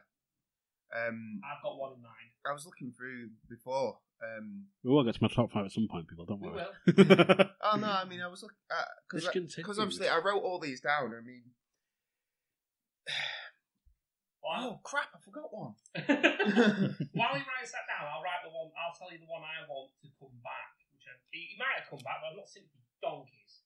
I'm Brew 32. That's the energy drink. Well, that was discontinued. Rockstar Cola. Yes. I've not written that down. Rockstar Cola. It came in a red can. I have had it. It's fucking lovely. Yeah, I love that too. And that's the one I wish to bring back. Yeah. Now, I was in McCall's the other day, and I saw Rockstar. It was a red can. I thought, oh my god! It's back, and it was Beach Blend. I'm like, no. I'm gonna try it because I've not tried it. But no. But yeah, if you try it, it was all right. The Beach Blend, but it's not. I used to just call it energy cola. Yeah, it's like to be fair, for its price, I used to drink Red Bull Cola. I like Red Bull Cola. And that's been discontinued as well. I used to love Red Bull Cola. And it's like £2.50 a can. You think, fuck. But that was really, really good. I didn't rate it. No. Honestly, I think the most It was around the time they did Pepsi Raw, wasn't it? Yeah. I think everyone was trying to jump on the let's mix cola in with caffeine. And it must have been like a fad because it dropped off as quick as it arrived. Yeah, it did. It was around for about 6 months, roughly. I mean, I know Red Bull Cola was on the rear wing of the Toro Rossos in Formula 1 for a few seasons, so it must have been around for a while. I just remember almost never ever seen it, and every time I did, I'd just buy all the cans on the shelf. No, it ended up in home bargains, didn't it, at one point? Yeah. But, no, I mean, see, I've got a bunch of discontinued ones written down. Like, I didn't realise Relentless discontinued a whole bunch. Really? Yeah. Remember the Inferno one, the orange flavoured one? Oh, yeah, I knew that one was gone. Yeah, discontinued. Tropical Juice one, which is the orange one with the juice in, discontinued. Berry flavoured one, discontinued. It's not still a Relentless Tropical. No, not according to their website. Well, it might be a tropical one, but a tropical juiced one. So possibly. According to the website now, they had a mango one as well, and that was discontinued. I remember that one. Berry one discontinued. Sugar-free one, they've discontinued that. But I'd bring back Iron Brew 32. So I don't think I've ever tried it. Because I know I've tried it, and I must have only had one can, and it's like a myth. It's like a myth now. Like, you know what? You definitely can't get it anywhere because it is discontinued. I do remember the advert for it. Yeah. Iron Brew 32. Yeah. Kick it.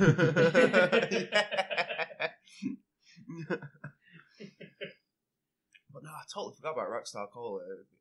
Rockstar Cola was amazing.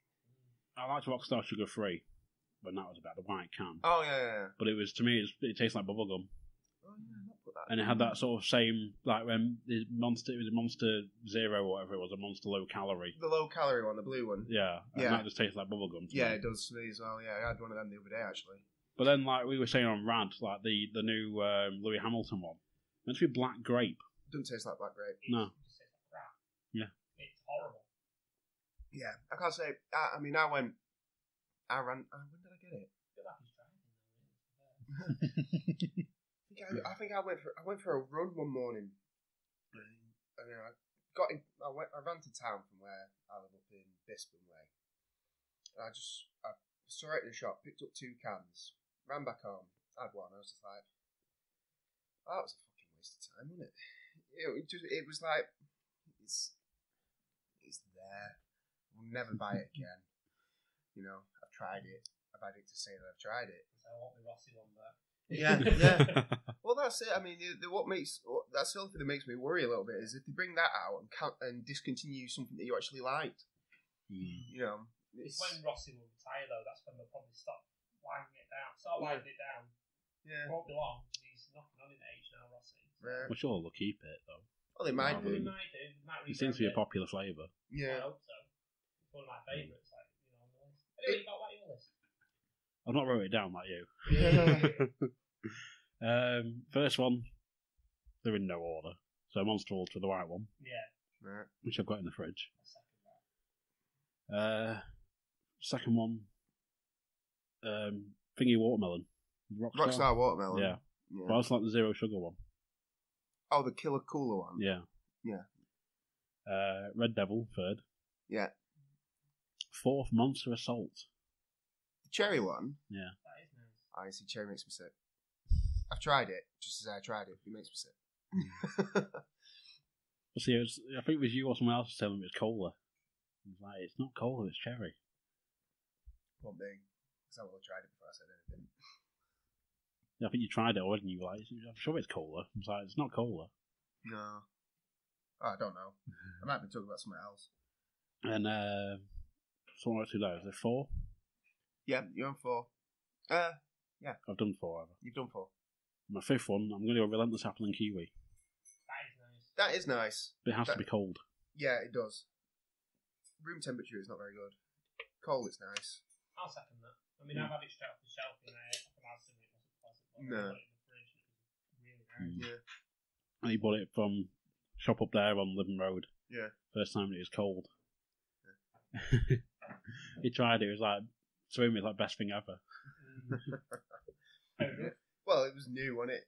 It's one of them. Well, it was when you're debating about going back and getting another one. Yeah. I drink far too much of the stuff, to be fair. I'm surprised I'm not dead. I mean, I do drink a lot. I mean, I must go through at least a can a day. I've seen those ones they have in Morrison's currently. It's like they emerge, but like water. Oh, yeah. I've not had one yet. Oh, crap, I forgot 2 more. I tried, Rockstar did a similar thing that were like sparkling waters. Right. With the caffeine content still in them. I think there's a pomegranate one and a peach one. Something like that. And they were Yes, I had one of those. Yeah. White cans. Yeah. Long little cans rather than the 500ml cans. Yeah, I had one. Yeah, I've had both now and tried them down. Yeah, you can get them there at Morrison's. It's like America gets Monster Hydrate, which is like a water. Ooh, not tried that. It's a can. It's like a sort of plastic can, but it's transparent. Oh, right. And it's like sort of lemon water or something, or lemon flavoured water with that standard Monster flavour. But I think it's still, possibly. All right. It's called Monster Hydrate. You see, still ones, I don't mind still ones. I've had still Red Bull before from Chinese shop. I had that. That was quite nice. It's like syrup almost. Dead syrupy. Lovely. And there's another one that they have in there called M150. They all come in like little bottles like this big. They're quite nice. If you want a still with a still, say most of these are all carbonated. Yeah.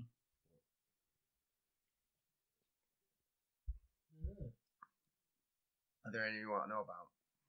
I'm just trying, is there any more that are actually still? I'm sure I've had some before that have been still. Possibly not on my list.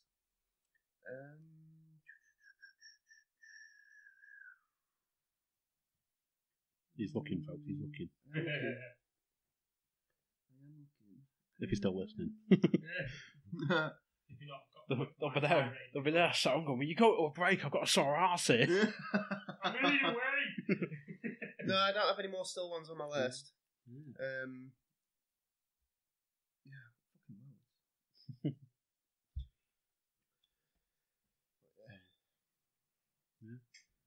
So, well, I was going to say I was going to do another topic, then go back to taste. But while I was doing a taste test, I'll do it now. So, you've got some bars in front of you, lads. Yes. This is going to set off people's misophonia. Either way. Misophonia.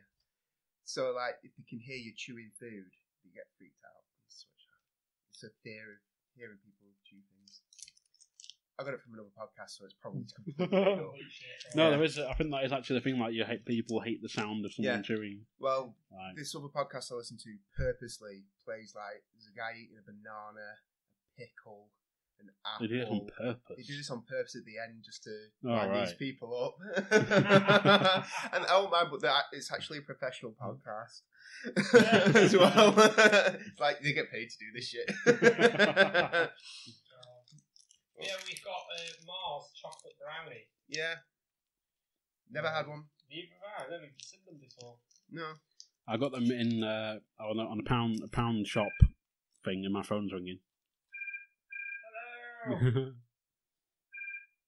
Who are you looking for? Is it me? No, I got them in Pound World. It's like a 4-pack for £1. Oh, like they're smaller than standard Mars bars. Yeah. It's about the same size as a multi-pack Mars. It says on the packet. Yeah, multi-pack. I thought it was going to be just like a double chocolate Mars, which they brought out before. Yeah. But it says on it somewhere. It does say. It might say on the multi-pack. It's something like it's a like it says something like dark caramel with like a chocolate nugget. Oh, right. Okay. It smells like a brownie.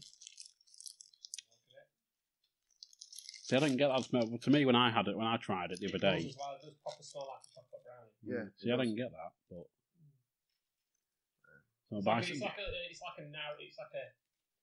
It reminded me of Mars, the Mars caramel thing when it's like they shafted us and had half a bar. So I want full caramel in. You give me nothing. Yeah, but still, they were really good though.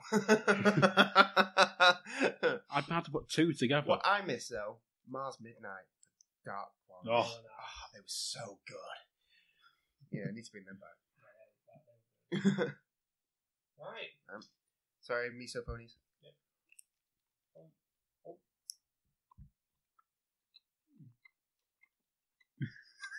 Bunkell's doing that on purpose. I'm not. It's like a more chocolatey Mars. Yeah. Thing I noticed, so it's a bit like the bite's a bit denser on it. Like it's a bit more chewier texture. Yeah. I don't know if that's a brownie. Yeah, or it's a not. bit chewier. It's a bit chewy. It's like a proper chocolatey Mars. It's like a chocolate Mars. Mm. It's nice. Yeah, that's enjoyable. Mm. Yeah. They're stringy as well when you bite them. Mm.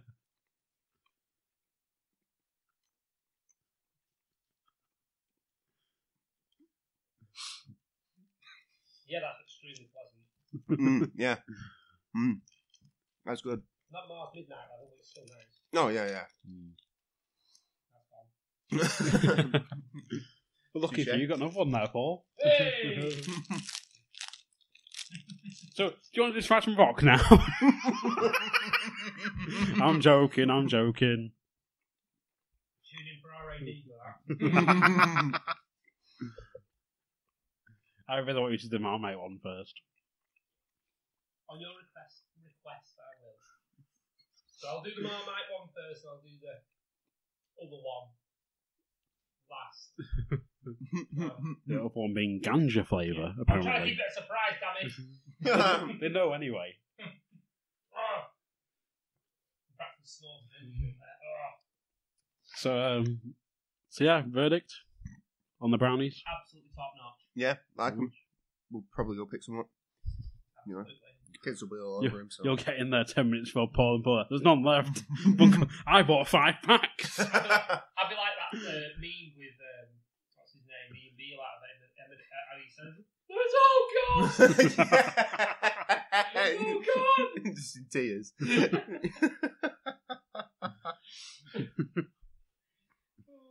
So out of 5. Yeah, 5. I was gonna say Yeah. Yeah, it's not a number, Paul. I told you, Darren. Yeah, it was good. Nice. We'll eat more. We'll polish off our whole multi-pack in one sitting. Just in where it buzzed off your tits. Oh yes. So moving on, bit of a lively top debate, and then we'll go for a quick break. Coors Light or Bud Light? Coors. I enjoy Bud Light. It's nice, Yeah. but It's not Coors Light. yeah, it's not Coors Light. I mean, To me, it's the crispness. it's more refreshing, I find. Yeah. Than Coors Light. It's a lighter taste as well, so which I prefer. Yeah. Bud Light, there is a hint of Bud Yeah. there, obviously, but I don't know. For me, for Bud, it's got to be full fat Bud or fuck all. Mm. You see, I like my Bud Light. But I don't know. Like if I'm stood in a shop and I see Coors Light, Bud Light, same price, same thing, I'm always going to go for a Coors Light. Yeah. Just because. I think Coors has got a high alcohol percentage as well. Isn't it? I think it's 4.2 or 4%, and Bud Light's 3.8. Yeah. It's, Or no, 3.5, I think, actually, Bud Light. see, Bud Light, like you say, it's nice. I like Budweiser. I like the fact that it tastes like Budweiser. It's a good selling point that it tastes how it should taste. Yeah. Whereas a lot of these things could taste like shit. But yeah, but it's just not it's not the same level as a Coors Light. I mean, you tell me what else Coors make beer wise. They don't. They make Coors Light and Budweiser over there thinking, all right, well, we make Budweiser, we make Bud Light, we make Bud Light and Lime, we make this, we make that, and so the focus is never on one thing. Yeah. Which is the taste of the one beer that you do. Yeah. I can't add to that. I'm completely in agreement. See, I'm stuck, but I'm swaying more towards Bud Light in a way. Partially because it's slightly cheaper at Wetherspoons. Yeah. Fuck you both. It's about $2.49 a pint, and I think Coors Light is about $3 something a pint. Right. So that's me then. I'm drinking Bud Light. Yeah. Absolutely. but it comes in. There's a really nice pint glass you have where the bottom's blue, Right. and like it's when you look at it normally, I think you can't really see the blue that much. When it's got the pint in it, you can see the blue and say, "Oh, that's a really nice shade of blue." Before I looked at it, I went, "I want one of them." I went, "Well, put it in your pocket." Just let me finish it first. No, it's like because like the whole thing, like Bud Light's made this sort of comeback. Yeah. Because the people are fans over here, and it's come out. It's like, yeah, Bud Light's back, and everyone's like, "Well, where'd it go?" Yeah. But they just. And then it's that thing you get like a 10 pack, like a fridge pack. Yeah. And you can get an 18 pack. Yeah. And sometimes it's surprisingly easier to find than Coors Light I've found in places. It is in terms of that size. It's like the issue. I mean, just in general. Yeah. If you want to do like a 4-pack of Coors. Yeah, I know what you mean. I don't know, to me, I mean, like, I'm agreeing with you, Paul. If I was in the pub and it's a difference of 50p per pint or, even more than 50p per pint, I'm going to go for the cheaper option. Yeah. I mean, I have an issue where a lot of time I go to the pub and I drink Strongbow dark fruit cider, which costs me like $3.70 a pint, which is ridiculous. But depending upon what I'm doing, I might only have 2. Yeah. So then, okay, I'm not that bothered. But if I'm actually going out and I'm drinking and I'm going to be having more than 2, then that's what I'll lean towards. If Bud Light's £2.50 a pint, I'll get Bud Light £2.50 a pint. It's like if there's a place, because I normally drink Carlsberg. Out, or Foster, whatever. If they haven't got Carlsberg, it's Foster's. If they haven't got Foster's, it's Strongbow normally. So but last resort, put a gun to my head, sort of thing. But there's it's like because we sometimes go to the Leighton Institute, play pool and stuff, and they have Coors Light on tap there, and I'll have that over anything else. Even if I think it's $3.30 a pint, which to me is like that's standard. So it's. Yeah, it's, if Coors Light is there, I'll have Coors Light. Yeah. If there's a price difference and there's Bud Light, well, it's like will sway towards Bud Light. Yeah. Something like that.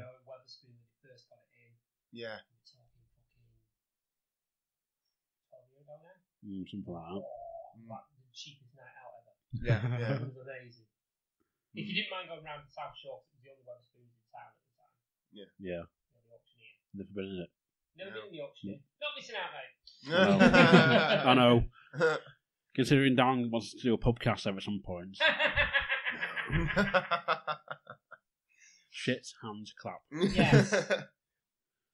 Not when we've got residency.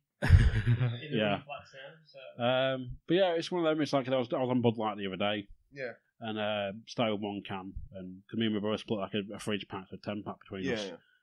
I had 6 easily. Yeah. Well, I mean, I was buzzed. Yeah, it was great. This is my part of my issue is like if I get like a fridge pack in or something, I'm going to drink it. Yeah. And probably if I don't, depends when I start. If I wake up and the first thing I do is open a can of beer because I'm not doing anything that day, then I'm probably going to finish the whole damn thing. I'm going to be honest. But, when you're sitting there watching WrestleMania, you go, "This is a fucking slog." yeah. Literally, just the opening bell, you say, "Shh." What are you doing, Bunkell? Preparing for trouble ahead. Preparing. Yeah. Oh dear. Yeah. Right. So yeah, let us know your thoughts. Tweet us at Lost Art Podcast, Bud Light or Coors Light. Simple as that. Yeah. So I think we should take a quick break. So I need to make tinkles. He needs to make tinkles. Bunkell's. To be fair, I'm probably going to need to go to the bathroom soon anyway. This is like 4 or 5 energy drinks a day. Yeah. So, plus one chocolate brownie Mars thing. Yeah. And I'm going to play just like sit and do nothing. Fair enough. So yeah, listen to some adverts and we'll be back. We'll be right back. Hello, this is for... Can't we say hello at the same time? Fuck's sake. Hello! This is an advertisement for Master Debaters. Oh, can we say Master Debaters together as well? Yeah? Hello! I am Michael. I'm Sean. I'm Toffer. And we are the Master Debaters. Oh! We wanted to say that we are the Master Debaters. That's what we want to do. We're all saying it. Yeah. Hello! I'm Michael. I'm Sean. I'm Toffer. And we are the Damn it, Sean! Debaters. I thought we were just doing... Hello! I'm Michael. I'm Sean. I'm Toffer. We are... The Master Debaters. You can find us on Twitter @_MasterDebaters, SoundCloud, Podbean, and iTunes. Just do yourself a favour and jump aboard this podcast train. Choo choo, motherfucker!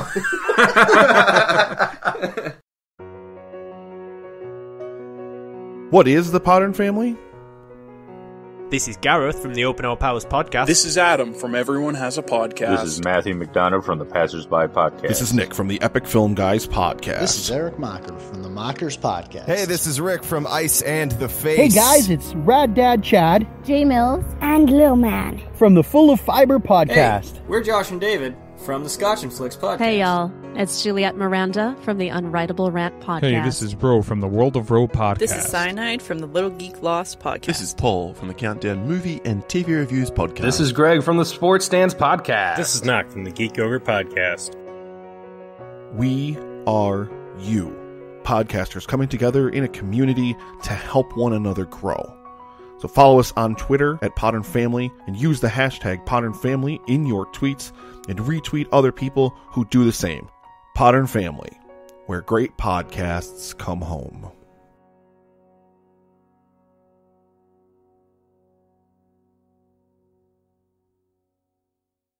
Hi, I'm Paul the Hat Guy Flinders, and I am the host of the RAD podcast, Random Ass Discussion, and we discuss about absolutely anything that's on our mind. Doesn't matter how taboo the subject is, we will talk about it and give you our opinion, whether it's popular or not, controversial or not, or thought-provoking or just downright daft. You can find us on Spreaker at www.spreaker.com/RAD podcast. You can follow us on Facebook at www.facebook.com/UKRAD podcast. We are on Twitter at UKRAD podcast. And we are also now on iTunes. Hooray! Just search for us at the UKRAD podcast and we should show up.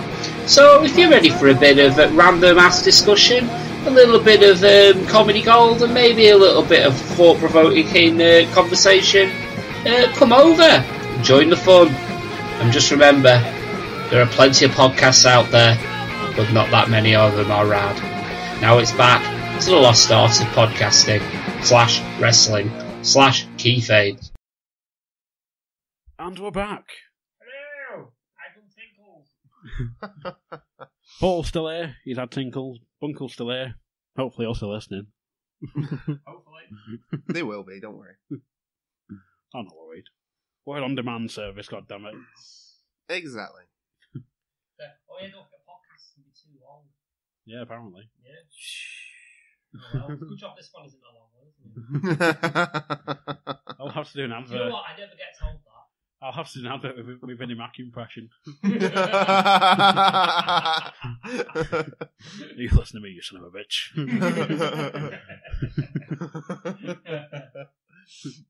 I don't get. I know we've gone over that argument on a different podcast, but there's no such thing as a podcast that's too long because there's a fucking pause button. Yeah. Well, that's kind of the point. It's It's an on-demand service. It's entertainment when you want it, and that's the whole thing. Everybody wants nowadays is I want entertainment at the click of a button. Well, that's exactly what a podcast is. Yeah. You click stop when you get to work. You click play when you leave work. Simple.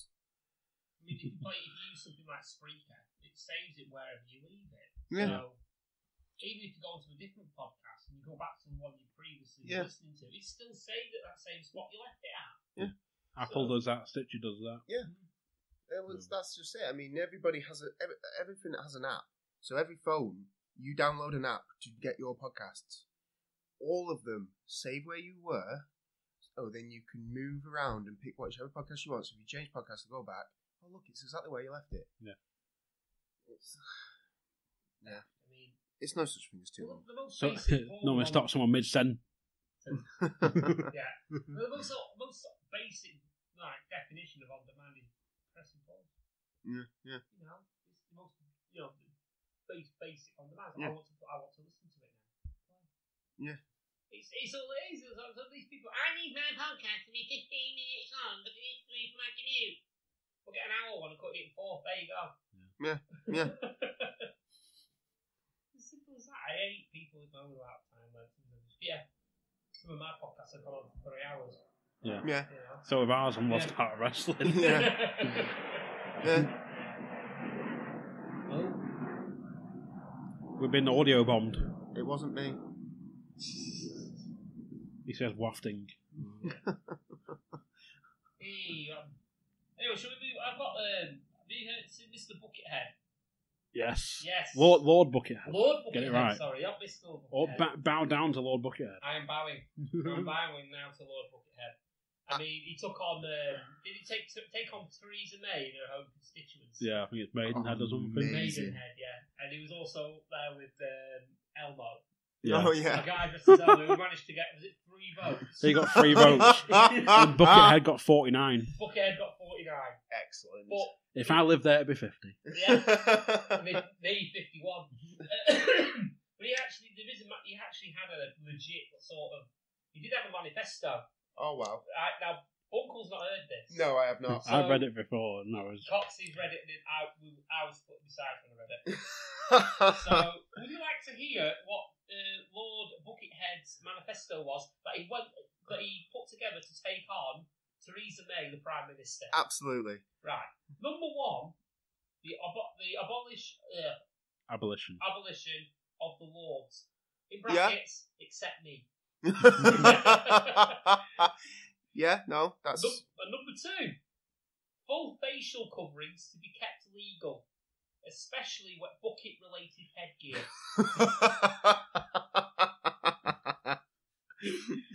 Oh dear. Number 3, no third runway to build at Heathrow. Where we're going, we don't need runways.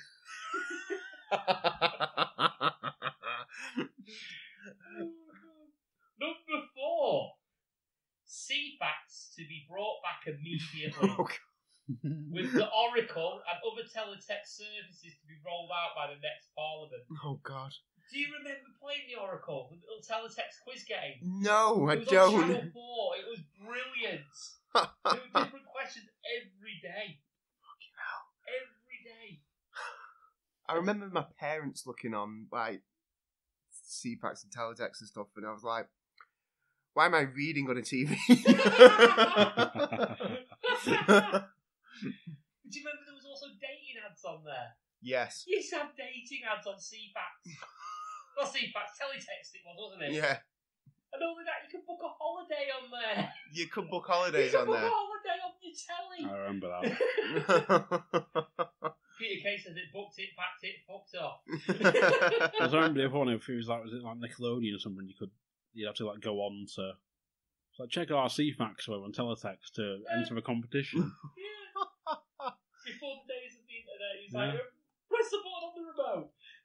It's not loading, try again. Press F5.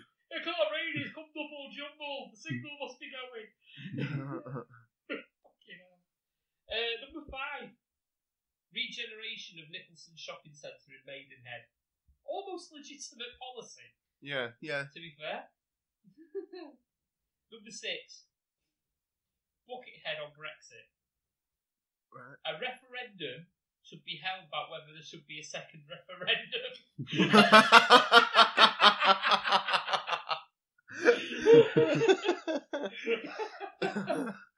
So we have a referendum to ask who we want another referendum. Love it. Number 7, nuclear weapons. A firm public commitment to build the 100 billion renewal of the Trident weapon system, followed by an equally firm private commitment not to build it. They are secret submarines, no one will ever know. It's a win-win.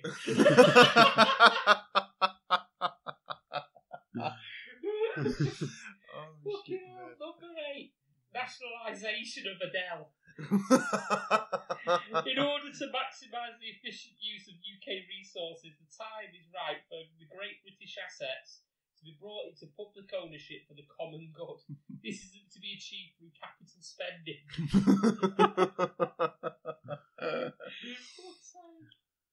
Number 9. A moratorium until 2022 on whether Birmingham should be converted into a starbase.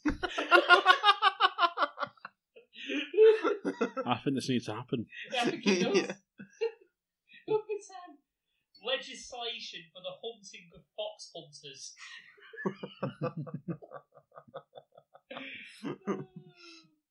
Number 11, new voting age limit of 16 to be introduced. New voting age limit of 80 to be introduced too.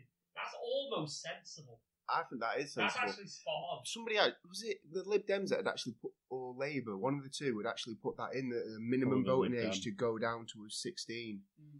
But the voting age limit at the top, I completely agree with. That's why we've been stuck as we have with the Parliament we've got, because people of that age are set in their ways. They will only vote one way no matter what they're trying to do. So I think that's perfectly ideal. They're not, they don't want change because they're old and they don't understand it. Exactly, the world can change it, isn't it? Yes. It's not, I'm not being. I know that it sounds harsh, but a lot of old people do sit at home and drink tea. Yeah. And watch Parliament. Well, to be fair, at the end of the day, if they get to a certain age and they have to redo the driving test, as they do, well, why if they have to redo their driving test, do they not have to take it like a competency test? Yeah. To prove that they're actually in the right frame of mind. Yeah. To be able to make an informed decision about who they're voting for. And I think the way of doing that would be an age limit or an assessment. Yeah. Personally. Number 12. Katie Hopkins to be banished to the Phantom Zone. Yeah, that is. I'm all for this one. Yes, yeah, she's absolutely. a fucking idiot. She is an absolute idiot. Number 13 is absolutely brilliant as well. Number 13 is stop selling arms to Saudi Arabia. Start buying the lasers from Lord Buckethead. As long as they're made in his garage, with things that are only found in his garage, I have no problem with that. Yeah, but what is in Lord Buckethead's garage? No one knows. If he has the ability to make star bases, I don't want to know. Probably has the only working flux capacitor in existence. Now, these last two are actually fucking brilliant and actually would make legitimate, decent proposals. Okay. Number 14 is prospective MPs to live in the seat they wish to represent for at least 5 years before election to improve local representation in Parliament. I think that's spot on. I completely agree with that. Because, for example, Paul Maynard. Yeah. Right? Say, for example, he moved to town and thought, right, well, I'm a Conservative, I'm going to run for Blackpool North. There's no relationship there. There's no connection to the area. This is what he actually did. He failed as an MP down south, failed to win his seat, so they sent him up here because he can win this seat. And he won the seat. He lives in Bispham, but at the end of the day, he moved here because he could win a seat. He's not from here. That was the big thing about the Labour candidate was he lives here. He comes from here. His kids go to school here. Yeah? So he's about Blackpool, about the Blackpool North, not some fucking southerner who's been transferred here just to win a seat in Parliament. Yeah. So obviously, I wouldn't have had a problem obviously being a southerner. If he lived here for 5 years and went, right, well, now I've been here, there's nothing wrong with him working for the Conservatives and saying, I'm going to help promote and I'm going to help, you know what I mean? But that's absolutely spot on, that. Lord Buckethead, that is genius. Yeah. I don't know how that's not come in. I don't know how that is not a rule.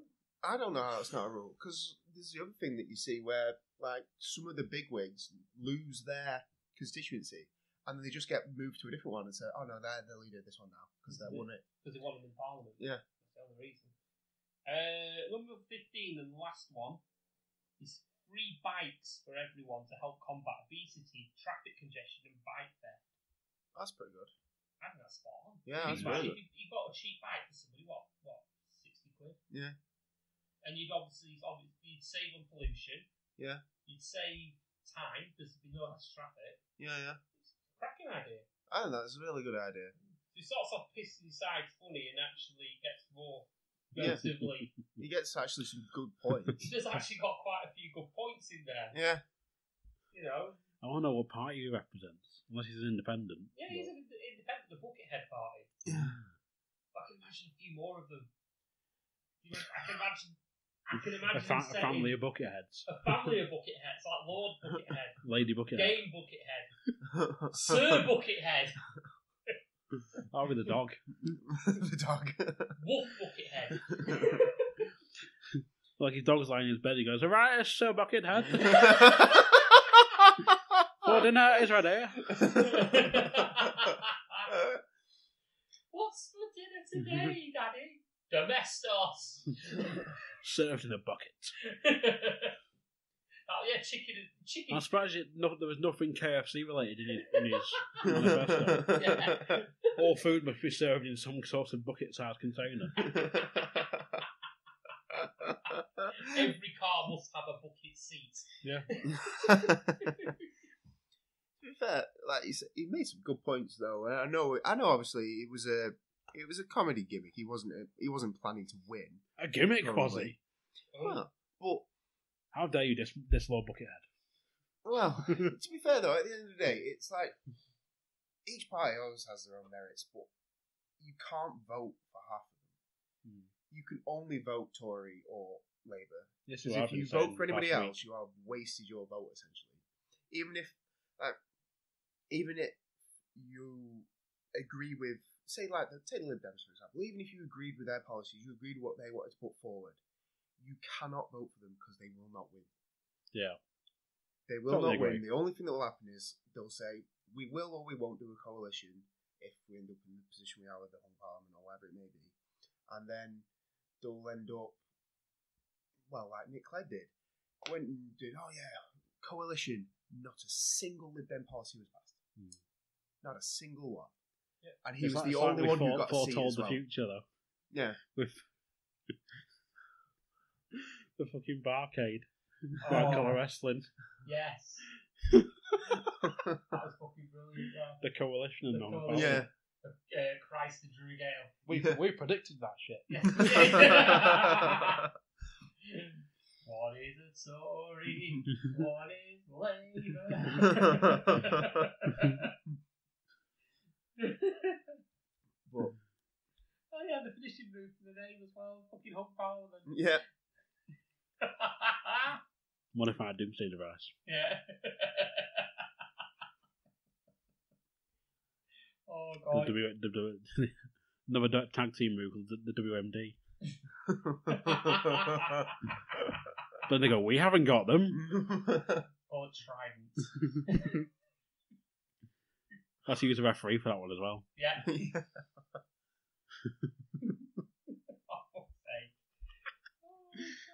Speaking of wrestling matches, why don't we talk about Bate versus Dunn? Well, I was hoping you're going to say about fucking Corbyn, mate. Oh, well, yeah, we can go after about the bloody that yes. vignette that someone made to My Way. Yes. The build-up for, was it The Rock versus... Rock versus Austin. Yeah. Oh, the best build-up video ever made. And then they did that over the top. Excellent. Someone needs to do that on the WWE 2K17, actually have the match. You have to go back to an old one where you can have men v women, though. Unless you made Theresa May a man. She might as well be. That's not much of a stretch, though. Yeah, exactly. To be honest. But yeah, I'd love to see that. That'd be funny. Oh, God. God. To be fair, I mean, are we talking we're actually going to book this match? Yes. Because at the end of the day, what we actually need then is somebody dressed like a terrorist to run in and clock Jeremy Corbyn with like a belt or a pipe or something, probably a bomb, and then Theresa May to pin him. No, he runs through a breaker, jumps onto the apron. He's got the briefcase. It opens the briefcase, just like an alarm clock, and Corbyn's there going. No, actually, May's there going. No, and then Corbyn grabs him by the shoulder and gives her the stunner. You have JR just going, Corbyn! Stunner! Corbyn got the stunner!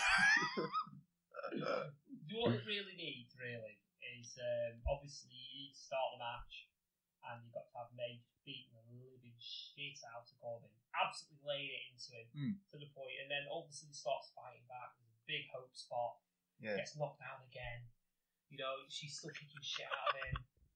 And he gets up again, he starts his massive fight back, and he's almost on top. Hits his finishing move. Everything. She's down for the count. Next thing you know, there's a run in from someone in the crowd with a hoodie on. Rip it open, and it's an orange T-shirt that says DUP on it. And he comes in, and he's got a metal bar and just hits Corbyn over the head with it, knocks him out, puts May over the top of him. Yeah. Referee 1, 2, 3, and then the leader of the DUP and May are in the middle of the ring like that, healing it up. How do ref count to 2 and it's like time limit draw? The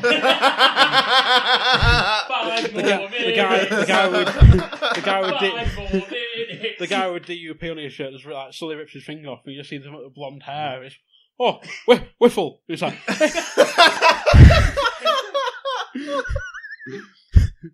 it was me, Corbyn! It was me! Oh. Boris Johnson just starts standing over him. Runs out tackling a small child along the way. Backing up the ramp just going, oh, Whiffle!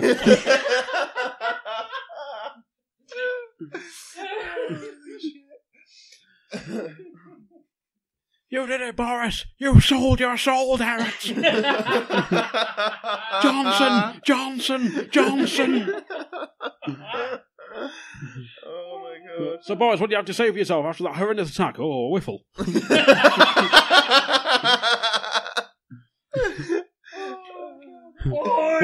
What can I say? Oh, they got duped.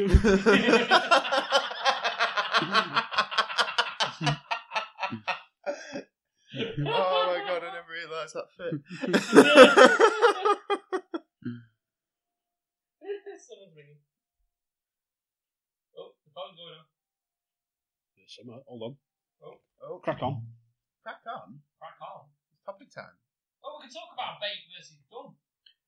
Oh, can do for me. Have you watched it? Yeah.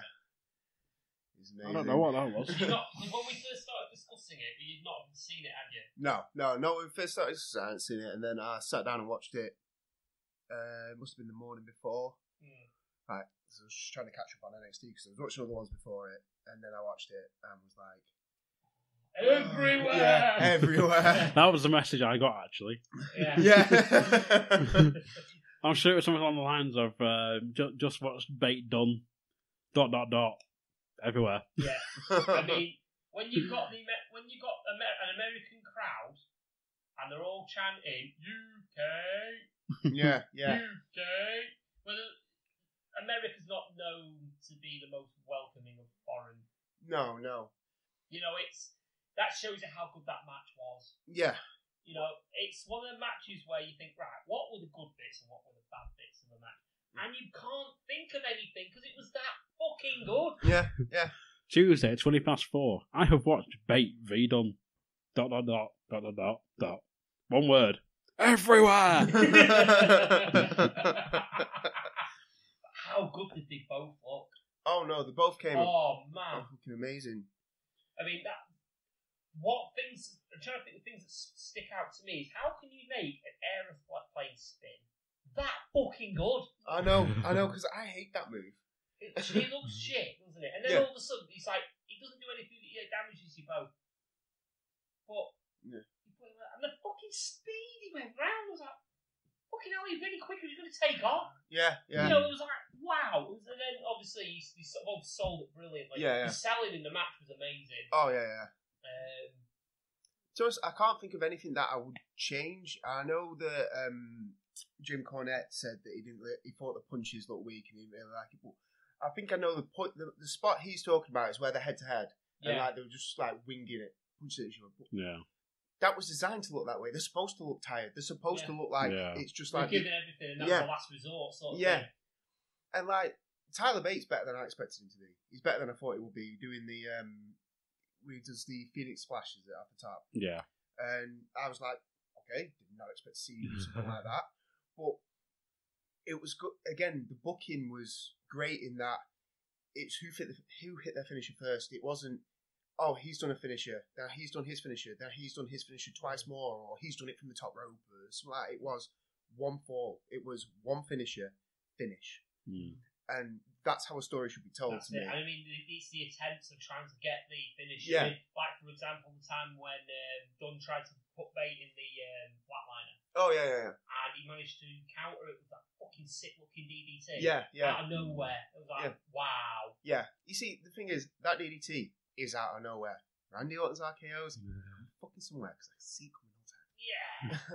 It was just insane. I don't think there was a bit. There was a brilliant, it's like a gift somewhere, I think it was on Facebook, because Randy Orton went like a little rant about ...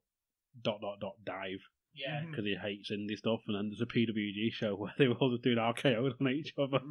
Just to get payback. Dave Chris did the one off the top rope, didn't he? It started with like an RKO, then someone did another one, then someone did a springboard, then off the top rope, and it was like a guy on his shoulders, and someone springboarded off the top rope. Shoulders. It was Dave Chris that jumped onto the top rope and arcade them both. It was mental. I will admit, it was good, that. But going back to that match, I'm trying to think of a negative. I really am. There is no negative. Tyler Bates' music needs changing. But that's not in the match. That suits him though. It doesn't. It doesn't. Yeah. But it's like I said to him, I was like, it doesn't sound like champion, like a music of a champion. No. It's jobber. Yeah, it's jobber music. But like Pete Dunne's music is great, and now he's a champion, and he is great. Like, because I was just before it, I just watched Jack Gallagher, Tyler Bate, that was on NXT for the title, and I was saying to Coxy, I think that was a really good match. I really enjoyed that match. But Jack Gallagher wrestled a World of Sport rules match. Yeah. Basically, it was all submissions. It was none of the jokey jumping with the umbrella or any of that. It was, I'm going to ground him and I'm going to work the wrist and the arm. That was what he was working. So he can't do the Tyler driver. Yeah? Mm-hmm. Crowd wasn't that into it. But it's because it was extremely slow all the way through, or almost all the way through. And it was all like little joint manipulations for that, and I can see why Americans don't like that, and because they're used to the big flashy moves and stuff. But the Pete Dunne match had all the big flashy moves, And it had the technical. But it had the technical thing in with it. It's showing like that's to me. That's almost like the perfect mix of the style we, put forward, the British strong style, but with the American flashiness. Yeah. Which is what the Americans are looking for. That's why it went over the American audience. And then, the night after, Pete Dunne defends his title against... I can't remember his name. On the Norwich show, you mean? Or no, on NXT. He defends it against... I can't remember his name. One of them that was in the British tournament. Wolfgang? No, the one who gets his head busted open. Oh! In the fuck finish. I can't remember his name. I know what you mean, but he was in NXT before. Yeah, where's Black Trunks? Name's gone. His name's completely gone from my head. Got Stone for some reason. Could be wrong. I can't remember his bloody name. Oh. But yeah, I remember in the UK tournament. It was in the UK tournament against Devlin. In the second, was it in the first round? First round, and he gets kicked in the back of the head and starts bleeding from the back of his head, and he almost called it like a fuck finish right at the end, because basically bleeding ended. Yeah, but for me that made it legitimise the tournament. Yeah. Because he realised, referees can fuck results up, we can make mistakes. Yeah. So Danny Birch. That's him. Yeah. But that was a great match, and for the majority of it, Pete Dunne gets worked over. But then, when it's time for somebody to shine, he fucking shines. Yeah. And he seems to do that in no matter what position he's put in. He has it. Yeah, there's something special about him. Yeah. Really special about him. Yeah. And I can see him on the main roster doing shit. I really can. It's the only issue. The only thing that I worry about with the main, depends how fast they push him. But if he goes to if he went to main roster now, it's too crowded. Yeah, it's far too crowded, and it's like, what are you gonna do? Put him on Raw and have him, you can't have him really chasing the Intercontinental title because nobody gives a shit. It's anymore. Paperweight. Yeah, it's a paperweight. So okay, you're going to put him in the world title picture on Raw? No, because Brock Lesnar's the champ. So we never see it. And from my understanding of their booking on Raw, he's basically going to run through the whole of the upper card on Raw and then face Roman Reigns at WrestleMania, and I will shoot myself in the face if I have to watch that match. So what? Okay, we'll put him on SmackDown. Well, SmackDown's even more convoluted because anybody could win the title at any point, which is a good thing. Don't get me wrong, but again, are you going to put him straight into the world title picture and run the risk of basically we'll have to put him against Randy Orton, and Randy Orton will go over, which could instantly kill his run. So I think you keep him in NXT and on the UK show for a couple more years, even though I know he's got it. We know he's got the star power. Wait for some of the older talent to basically leave or they want to go and then bring him up there. And that's probably a good show actually because it keeps him as a big fish in a little pond, so it kind of builds him up a bit. And he knows he can work these guys he's working with because he knows he's been working them for years. Yeah. So it makes sense. So I you know what, I think I've got to agree on that. Yeah. Well, I mean, you think who's going to put the UK brand over? He makes you want to watch the UK show more than Tyler Bate did. I mean, Tyler Bate, don't get me wrong, he looks like he's fantastic. Technically, he's fantastic in ring and do like a lot of things that a lot of people can't do. But it was like you have plain trunks, and you have no knee pads, and your little ankle boots, and a sash. Give me some. That's his gimmick, is a sash, isn't it? Yeah. It was like, that's why at the end. I love the UK tournament. Don't get me wrong. But at the end, I was kind of like, wait, why didn't Pete Dunne win? Wow. Since he was the one who was given a story and the one who was built up. And then just went, actually, Tyler Bates winning. Oh, right, okay. Doesn't have the gravitas to draw me in. No. But now, I'll be fucking watching it. There you go. Yeah, Bunkell, it happened for a reason. Yeah. Now notice I wink and stamp your foot. You smile and nod. Hello, Mr. Thompson. So yeah. It was an excellent match. It was fantastic. Yes, definitely more of the same. It was the best match on that card by a country mile. Yes. And yeah, it was, to be fair, for matches, it wasn't a bad card. Really? Take over. Yeah. The Bobby Roode match was there. It was a Bobby Roode match. I stopped watching after the UK match. Did you? Yeah. Because all I was bothered about, because I'm going through a phase at the minute where I couldn't give a rat's ass about any wrestling, whether it's local, whether it's American. I've completely lost interest in it. Yeah. I have absolutely no idea why. I'm just like, I think it's more of an oversaturation, possibly. Could be, possibly. The local promotion isn't doing anything for me at the minute. I mean, I've been to one show in 7 months. No cards making me think, right, I need to go.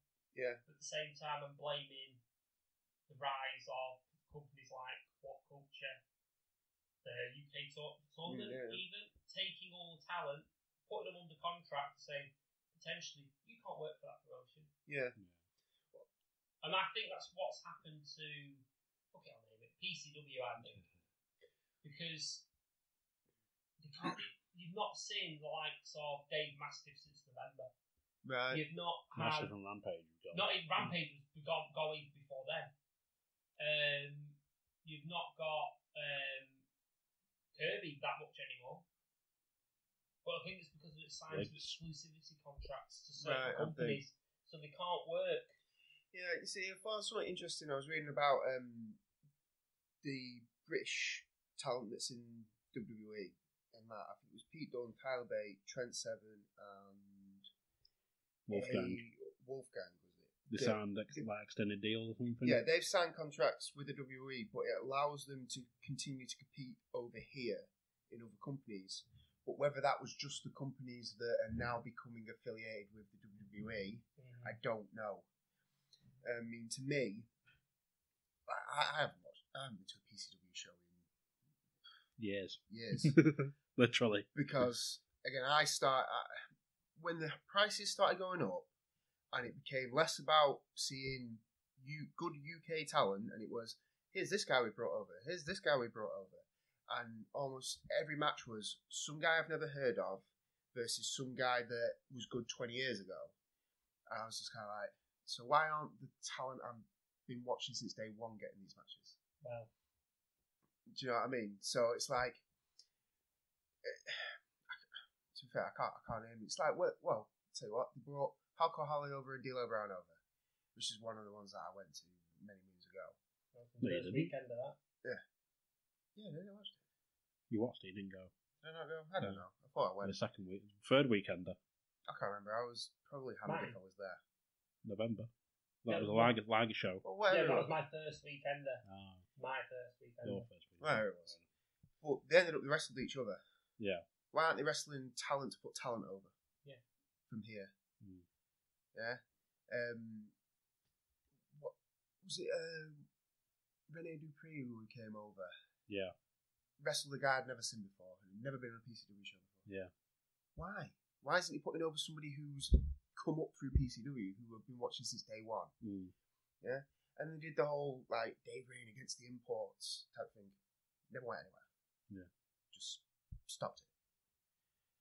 And it's like you're not building stars.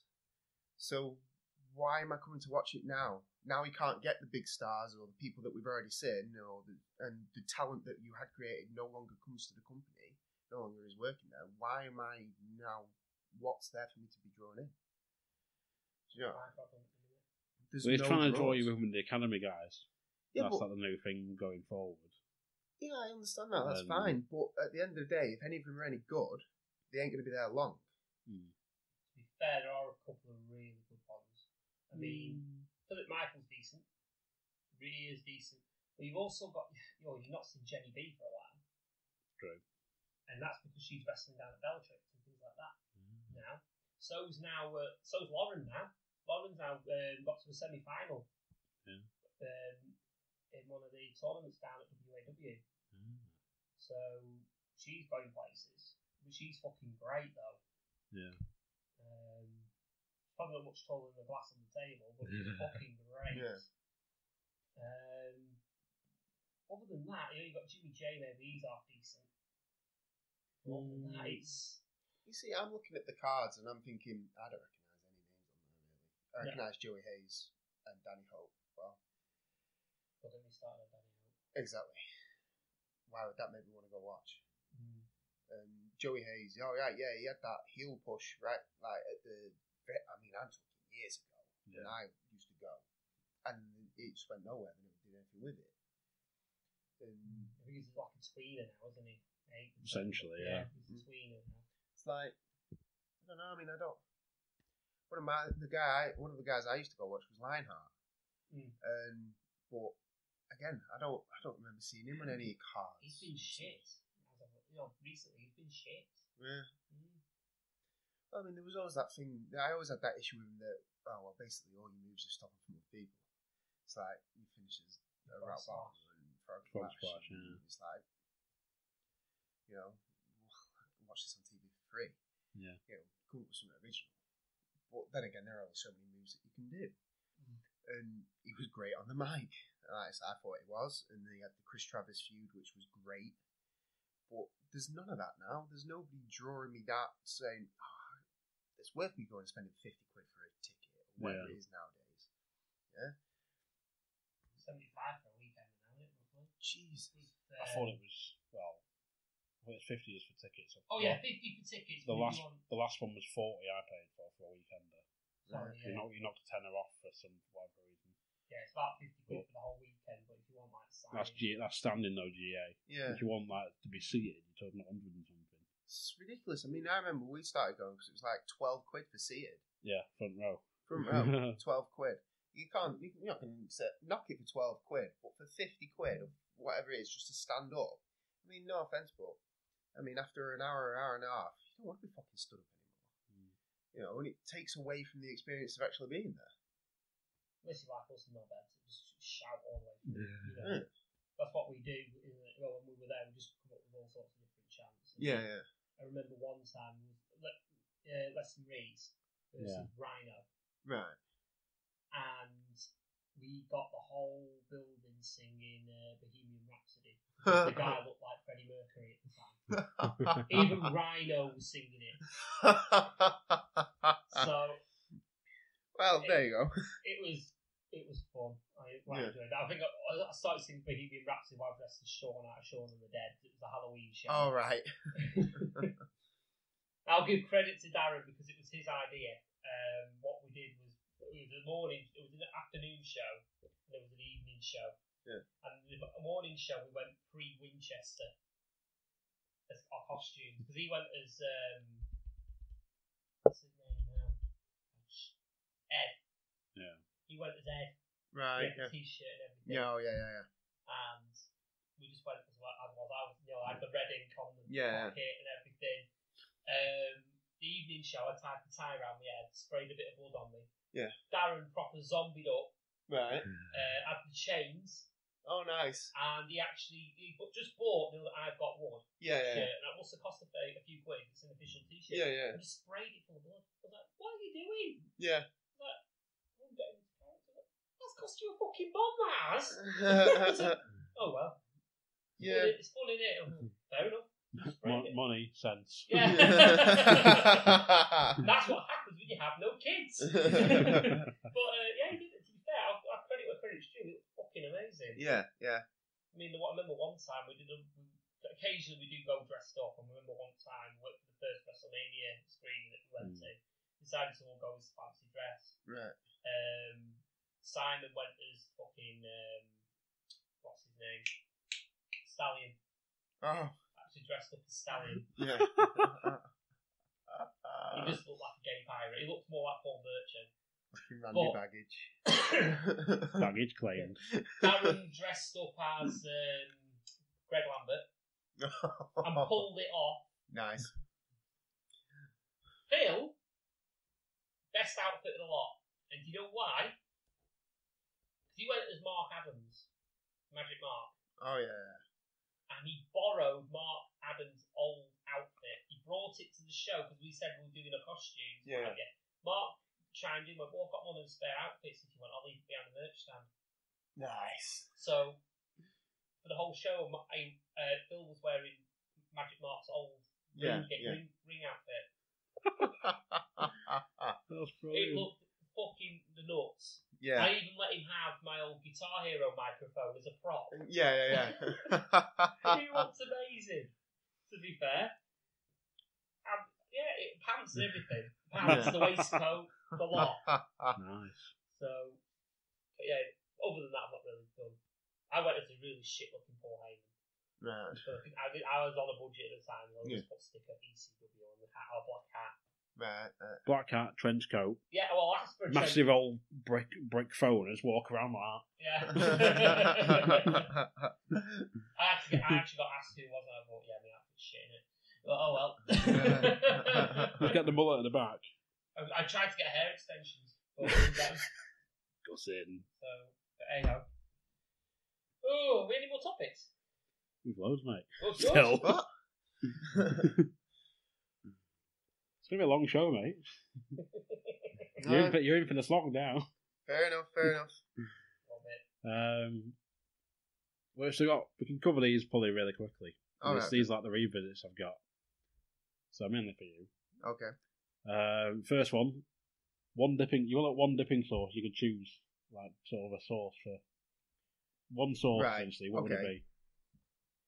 Now, if I remember correctly, you can mix sauces, can't you? I think you did, didn't you? I did, yeah. Yeah, because you made Beastinaise. Right. Okay. He's thinking, folks. I am thinking. For the record, Beastinaise got recognition of the chili company as well. The guy actually said, "I'm feeling hungry." I was like, "Yeah!" I bet he's trying that right now. I tried it, but it's actually really good. Fucking amazing. You'll see a bottle next year, Beastinaise. That's mine! I can have it for free. I'd be happy. I spawned it. Yeah, you can have it for free. £6 a bottle. Yay! That's a tough one. But this is the one source you're going to have for the rest of your life.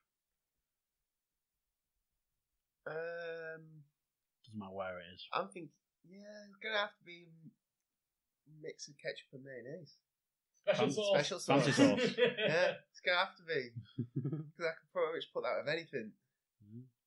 And I can pretty much put that on anything, so I'll go with that. Fancy sauce it is. Fancy I'm sauce. still sticking with beef todays. You can use it for everything. Use it for dip, use it for spread. Beef todays. All the way.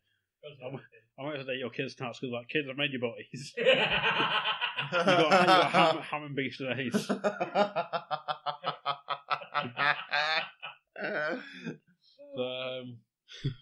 won't be that harsh. I'll give them Vasectomies instead.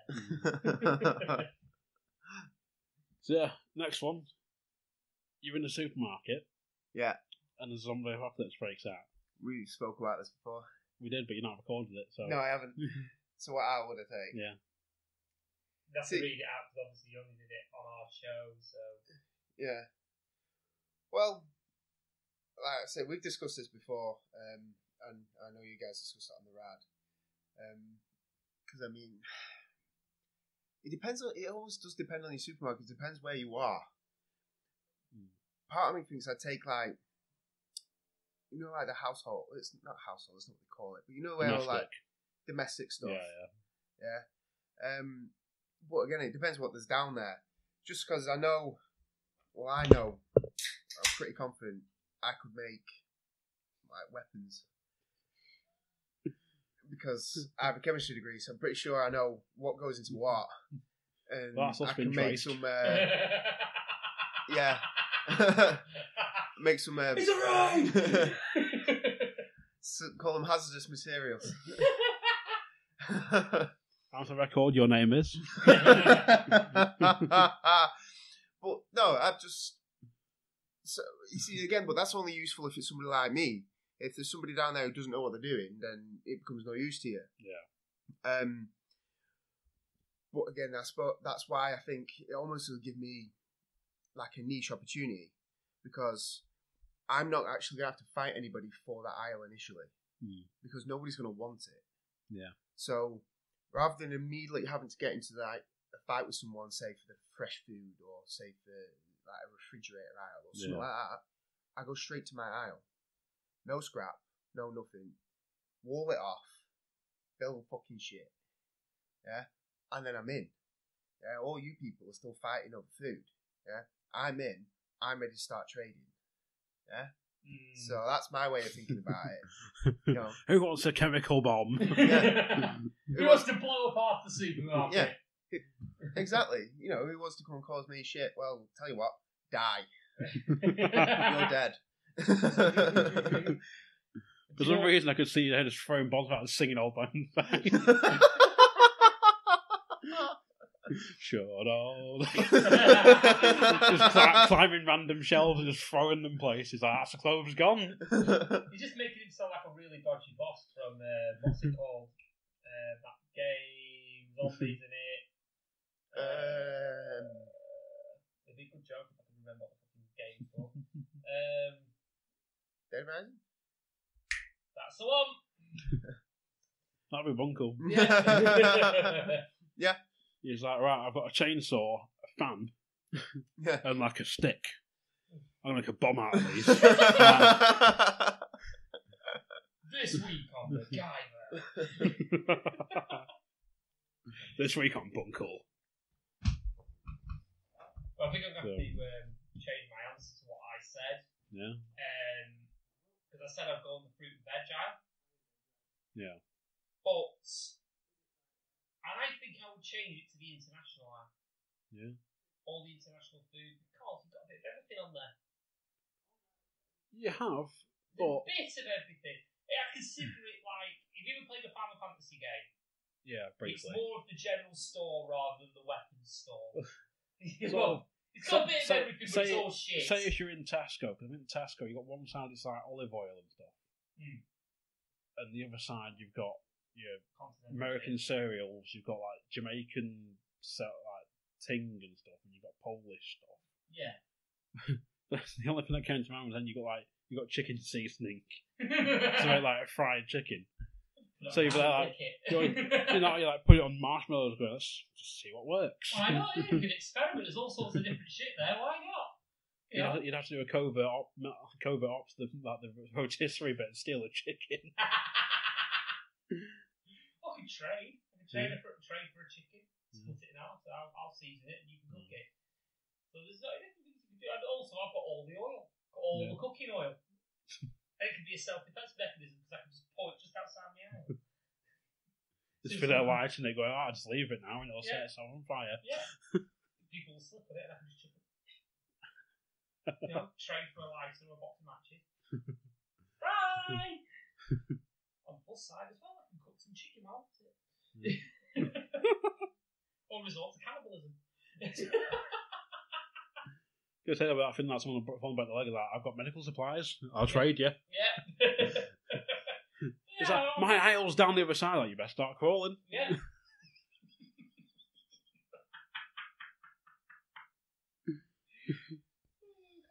think I'm going to migrate from the fruit veg to the international line. Self-defense reasons as well as, being bored with potatoes.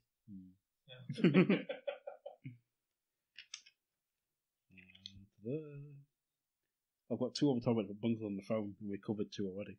Right. Before. I think he's coming back. Is he coming back? He's back. Still recording? Yes. We are, don't worry. Sorry. The magic of editing, don't worry. What is his editing which you speak? Yeah, because he actually doesn't edit anything. He just listens through and then posts it up anyway. That's what I I do do. now. Yeah. I record as live. Because I've gotten better. I record as live. I know we're talking about, shortcuts in podcasting. But Well, it used to be big gaps. Yeah. Where, like, I had to put the intro on and increase the volume and stuff. Yeah. That's all I do. I've actually already got that now already prepared. Yeah. I mean, it's on the right volume, it's on everything. All I've got to do is paste it in. Yeah. And I can get the show edited and ready to go in 40 minutes. Right.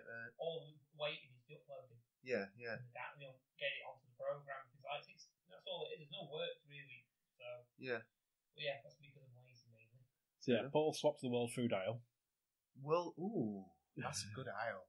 That's a good aisle because it's got food and drink on it. Yeah, and if you go in on certain supermarkets, aka Regal, yeah, they've got cooking oil on there as well. Yeah. So not only can you cook food on it, but you can also pour it over the end of your aisle. Yeah. This is self-defense. Yeah. Because the people like, I'm going to get it. Whoa! I'm slip and bang my head. Yeah. Plus, then you can set it on fire, and then you can do two things. Yeah. You can either cook the food that you've got on the dead body of the person you just burned, or you can eat the dead body. Yeah. That's a really good way to think about it. It's desperate times. If it gets to that, you will eat it. Oh, of course you will. Yeah. I'd eat a person. Absolutely, I would. Tastes like chicken. Yeah, more attractive the better. So you got a third while you chewing. What? We're in a zombie apocalypse, yeah? Yeah. So, what are you going to do? Like, do you know this bit of dinner? It's got a nice arse on it. Well, you keep them until they're not useful, and then you eat them, like a pet. Just bomb them while they're asleep.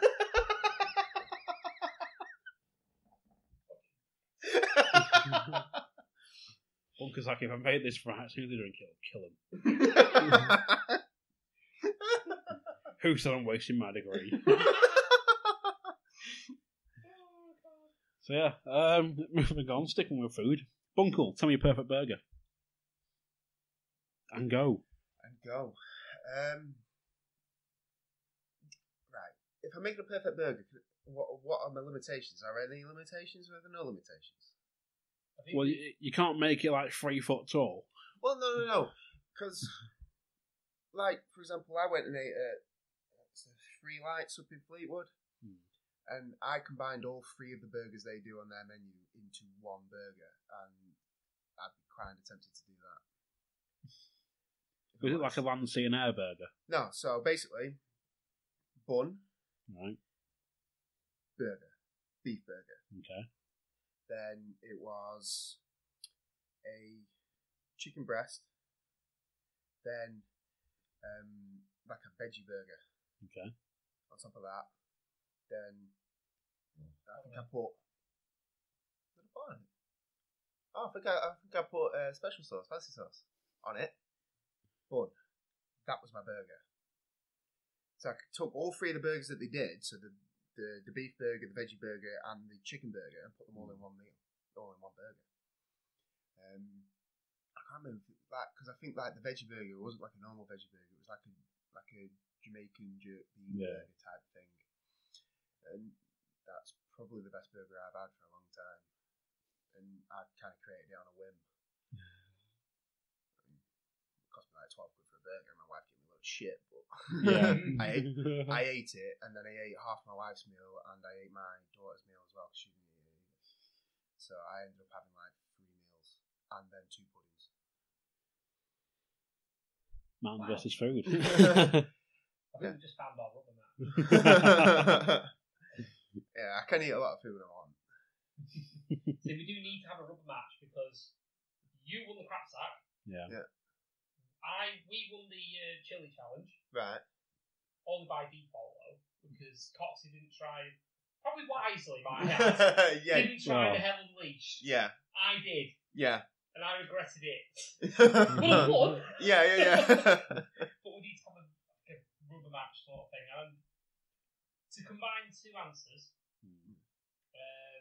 you're talking to me like I said, the perfect burger. Yeah. My perfect burger already exists. Right. And it's readily available. Okay. And it's the Flaming Challenge Burger. Oh, they changed it since the time I did it. And it's more brutal. All right. You see, when I did it, because me and my mate did it, and it was 2 12-ounce burgers with the cheese, then the chili on top of that, 2 chicken breasts, and then the kilo of chips on the side. Yeah. That's when I did it. Well, I've got the ingredients here in front of me because I couldn't quite remember what it went on it. Right. Okay. But it's basically, I'm on the Flaming Grill website. It says, the man, the myth, the mighty Flaming Challenge Burger, the ultimate meat treat stacked out a brioche bun filled with burger sauce. Right. So they put burger sauce on it. Yeah. And it's on it. There's 4 flame grilled beef burgers now. Fucking hell. A southern fried chicken fillet. Right. Barbecue pulled pork. Okay. Cheese slices. Yeah. Obviously for me, minus the cheese. Yeah. Onions. You don't do cheese. Okay. Onions. Yeah. Crispy smoked streaky bacon. Okay. Onion rings. Yeah. Lettuce, coleslaw. Texan style barbecue sauce now. Okay. And a large portion of stew fries. So they've got rid of the chili but replaced it with pulled pork. Yeah. That's not so much of a bad thing.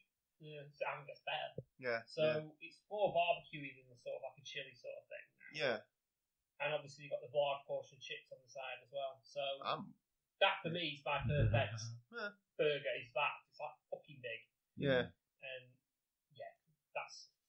I had trouble actually. I actually managed to defeat the old one. Yeah, I defeated the old one. It's tough. Yeah. But I did it. And I think as a rubber match, we need to have an eating competition. And I think we need to do the challenge burger. Okay. I'm down with that. I mean, you can nominate. There's my machine. I mean, I'll do that. I mean, I remember I did the 32-ounce steak as well because I used to have that as a challenge, a 32-ounce steak challenge. And I did that. Yeah, I think it's still there. Oh, is it? I mean, I think I. But they've added extra ones as well. I've got the website here. I've got something else now, and it's fucking monstrous.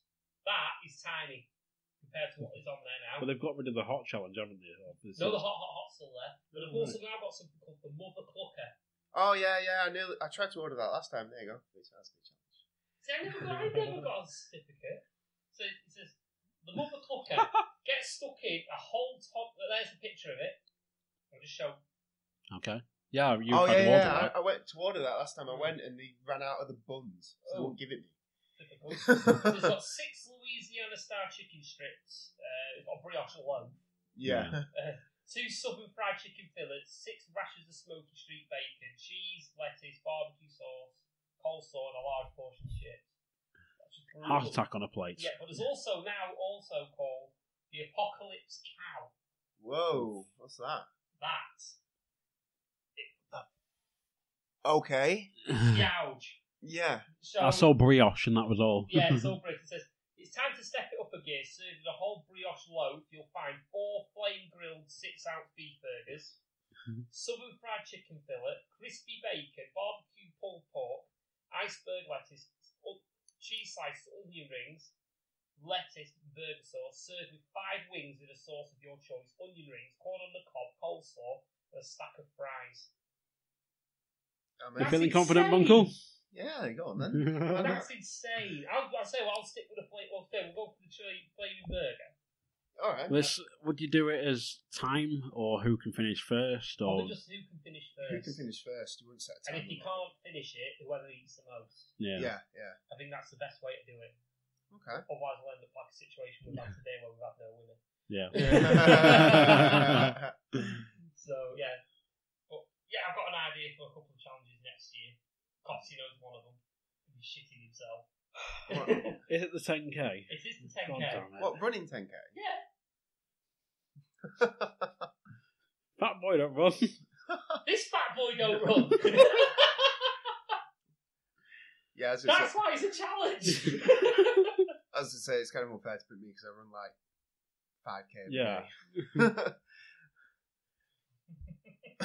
So it's basically whoever can roll the 10K quickest. There's the Santa Dash, which I think is 3K.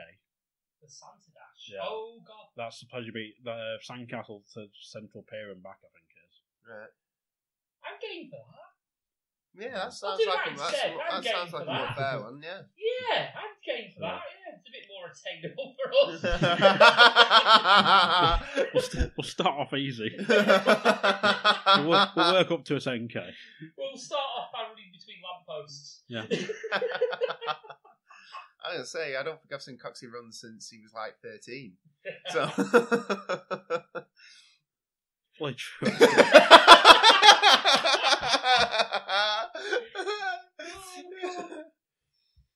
It's for charity as well, isn't it? So we can raise some money as well. Oh, yeah, that's nice. It's definitely, I'm up for that. It's always good. But yeah, we'll do something. Well, last year it was on my birthday. Because I think they always do it on Sunday. But you get like sent a Santa suit to wear. I think it's like Trinity Hospice or something like that. No, that's alright. Well, they send you one? Yeah. Fair enough. Well, you see, you send you one, you pick it up on the day, but you have to like, since they wear it, then you can do the 3K and then give it back. Yeah.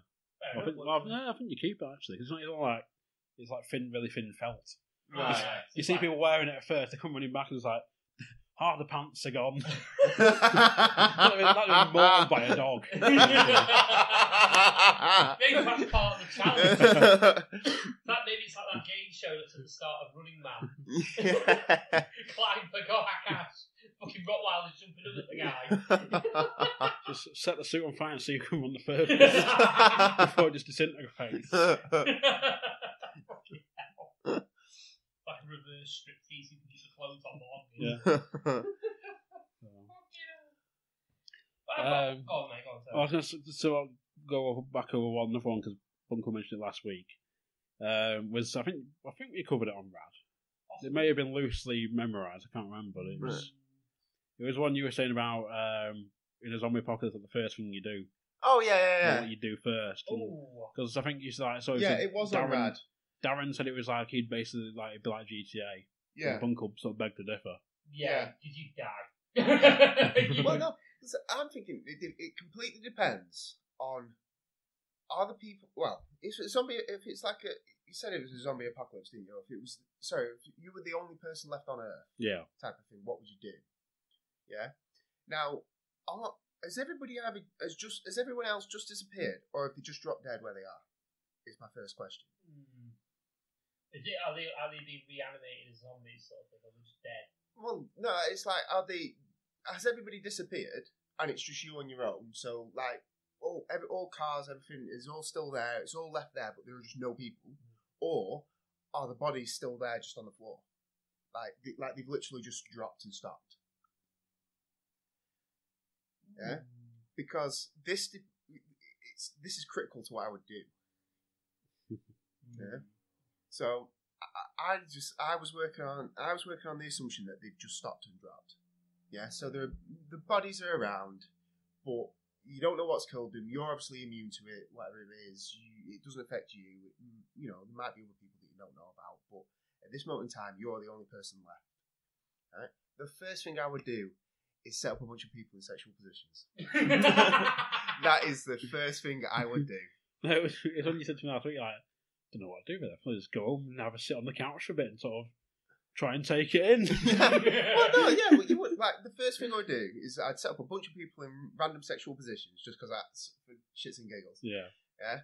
And then I'd go home and sit and just think, alright, what's next? Because, like, a lot of the people nowadays, a lot of their lives is either spent, social media or watching TV, something like that. Well, that's all going to stop. There's no point putting anything on social media. It's never going to update because nobody's there to update it. There's no point in watching TV because there's nobody there. So the channels aren't going to run. So what do? Computer games will still work, yes. So, okay, if you're a gamer, you go grab all the games that you want because you don't have to pay for them. Yep. You sit and play computer games for years if you wanted to, because you just go to the house next door, rob all their food if you run out in your house, etc. So this is an assumption you still have power of an internet. This is on the assumption that you still have power. Yeah? Right. Not necessarily the internet, I'd say. Yeah, you don't need the internet. What do I need the internet for? Talking to other people. Well, there are no other people. It's fucking dead. Yeah? So then your option becomes, well, if you watch movies that are like that, so say, is it Passengers? What's his face? Chris Pratt in it. From Guardians of the Galaxy and Jennifer Lawrence. And he wakes up on a ship and he's on his own and he spends 2 years on his own before he wakes somebody else up. Right. But because you start to go mad and you need company of somebody. Yeah? So it comes to a point where you need company because it will do. Yeah? There's only so many times that you can jack off. Yeah? So what do?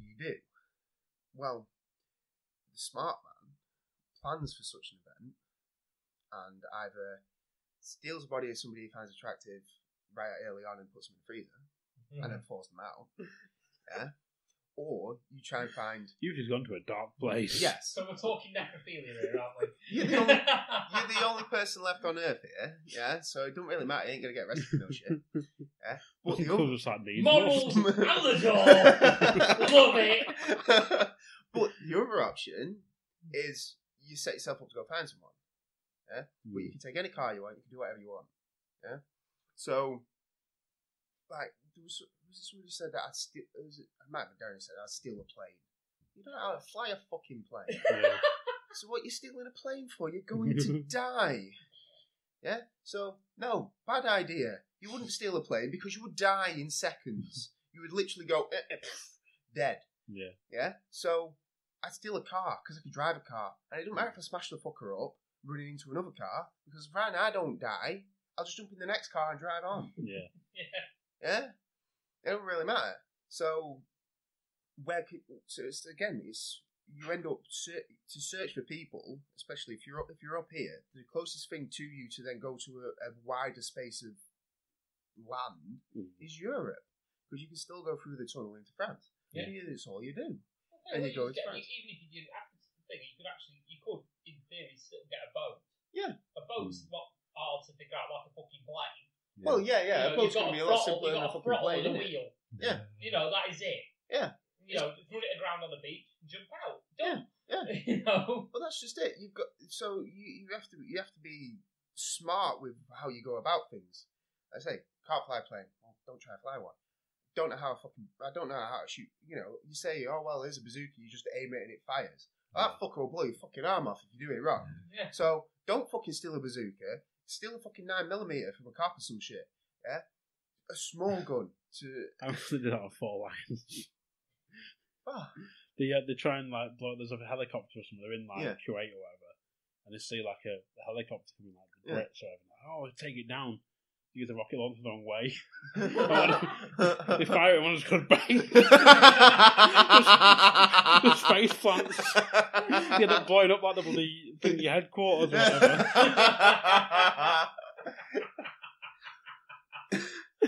But exactly.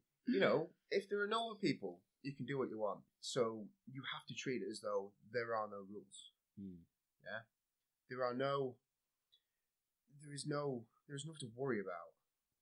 So that's who runs this town. How are you talking to him? Yeah, well, that's it. But at the end of the day, James Bunkell is the mayor. The more you take on, the harder things become. So if I decide I'm going to protect a house, yeah, that's easier than me saying, actually, I'm going to protect a street. Or that's easier than me saying, I'm going to protect a city. Yeah. I'm going to protect one house. That's my aim. Yeah, because that's easier to defend than, say, the whole places. The issue comes when you either get bored or you require another person. That's when issues arise. Yeah. You start losing your sanity, don't you? Yeah. Or, like I Am Legend. You see, he's set up the mannequins in the shop so that he feels like he has interaction with people because he needs that interaction. But, it's how it is. I've just done that with people self in sexual positions. The slowly drives past and goes, told you not out here. Don't make me rearrange you. But yeah, so, a little bit dark, but... little bit! Just a little. Just a little. I think, if it was me, I think obviously, take a bit of it, just, take it all in and try and plan. Yeah. Not you, but you'd be sat there just like, won't have me shutter down. Like, let's go and look. Yeah. Just there, they're not down, pull them down, like, Blackpool in winter. This'll do. It basically is Blackpool in winter, isn't it? Yeah. That thing that you'll see one show up and get really paranoid, like, who loves that show up? Is it me? Personally, I'd move into HMV. Oh, yeah, it's not a bad shout. If you've got defensively, you've got to go shutter. Yeah. If need be.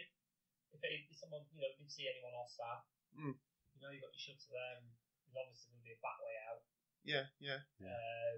Plus, you've got all your entertainment requirements around you. Yeah. Plus, if you need to venture out and you need to get supplies, it's all around you. Yeah. I say that's not a bad shout.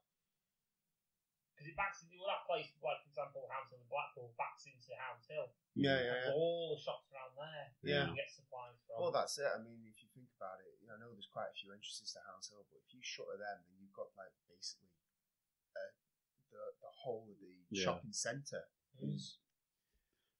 Jumping behind Burger King. What would you like, sir? Well, sir, I thought just trying to till it up on till and put money in till so you don't feel bad. Just cook it yourself. I owe you. Yeah.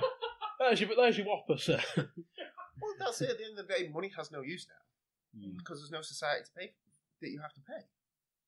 So you do what you want. Yeah, we do it for shits and giggles, and like a few days later, you go back and like, back. Yeah, that's a pretty good shout, to be fair. That's your protection money covered. Yeah. I might say next door is all your clothing. Yeah. Prime Arnie, but still. Yeah, but it's better than nothing, isn't it? It'd be that thing, have a new shirt. It'd be that thing like Bunkell, like, I wonder if I can do like a sort of Hounds or like food court challenge. Like, what's that? You want a Whopper? I'm Mexican.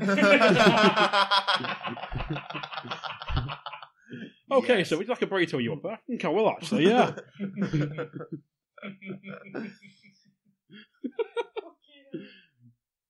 I think I'm going to sit in the middle of the Primark and eat it. Yeah. Like a fucking rebel. Yeah. Why not? Hang on a minute, that says no food. Fucking trolley full of kids. Just sit in the middle there and eat fucking Poundland gear. Welcome to Bunker World. Yeah. To be fair, I mean, if you think about it, if it is Hounds Hill that say you're in, I mean, you just sleep on public toilets, don't you? Yeah. They're going to get fucking shit, Build-A-Bear. Sleep in there. Yeah. Well, the phone shops have sofas in, don't they? Yeah. Oh, yeah. Sleep on them. Yeah. Different shop every night. Yeah. It's alright. Could do. Maybe I think you'd be comparing sofas, like, well, the free one's got a bit more cushion in it, but the AE one I can stretch out.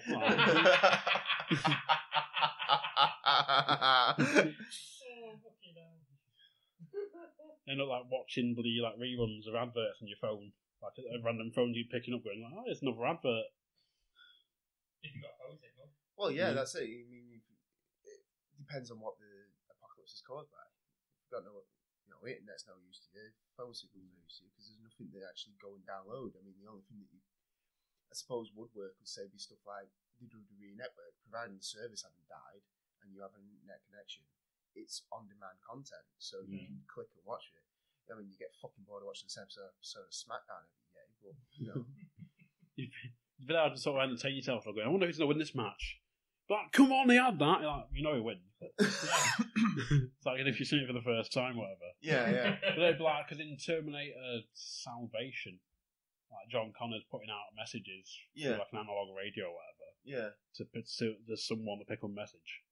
Well, that's it. I mean, at the end of the day, it depends what's still working and what's not. It all completely depends on what you actually have at your disposal, so to speak. Then you can have someone like you have a random Southampton and Blackpool, they go to Hams Hill and they get in. And you have like your own little security system, so you're in the room watching all the cameras. You got to remember he's got to say a degree in chemistry. Yeah. Well, yeah, but if he's like just darting around with like 4 little staff doors and shit, and he's got it around him, he's like, "Who are you?" He's like, "I'm Bunkell." Just grab him in a sack. Yeah.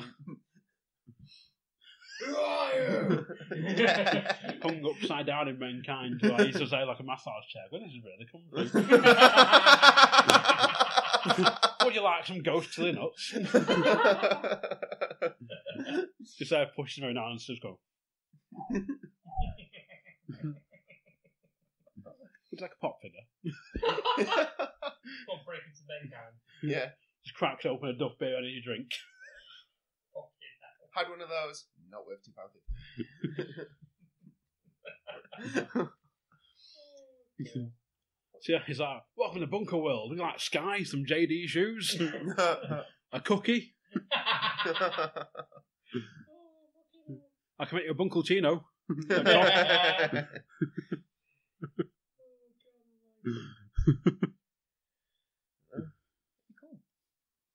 Bunker World for the win. So yeah, you got any topics, Paul? I do have a couple. Yeah. Game shows from your childhood that you want revived. Weakest link. Oh dear.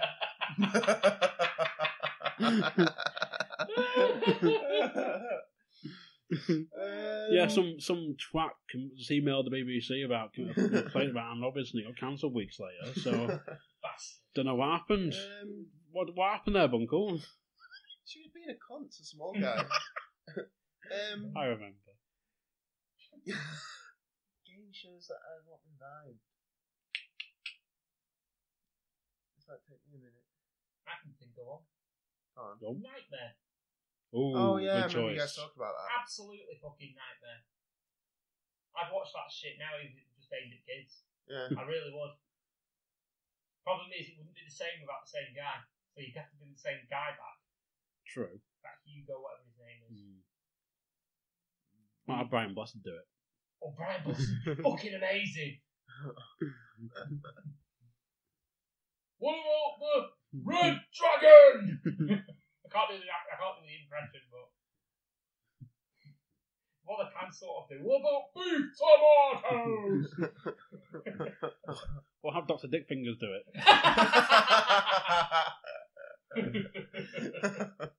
Massive rings on each finger.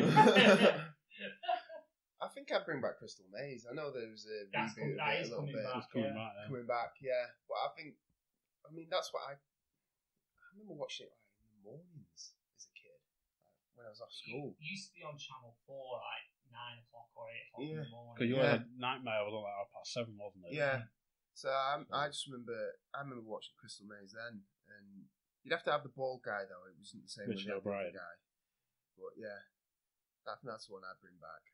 And unfortunately, he's coming back, but probably not with the same guy. No, it's Richard. Yeah, him from IT Crowd. Oh right, yeah, that guy. Like it's going to be colossally shit. Yes, it is.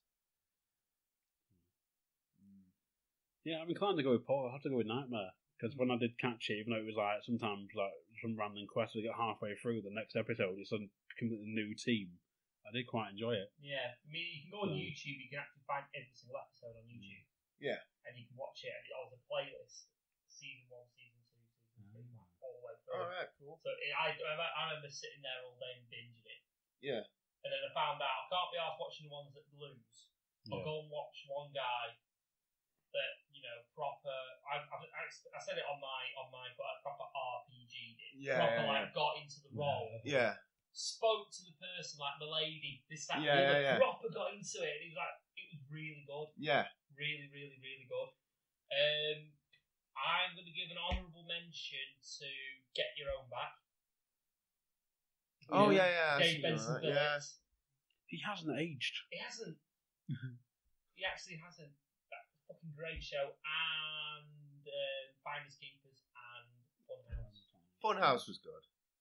Funhouse was amazing. You've never seen Finders Keepers? No, I've never seen Finders Keepers. Oh, it's fucking amazing. The whole premise was you had like a set. It was basically a house. You had like a kitchen, a living room, a study. You had like a mystery room, kids' bedroom, mum's bedroom, the bathroom. Yeah. There wasn't a room downstairs. I can't fucking remember. They had to go around each room finding prizes or something, or they found tokens or something.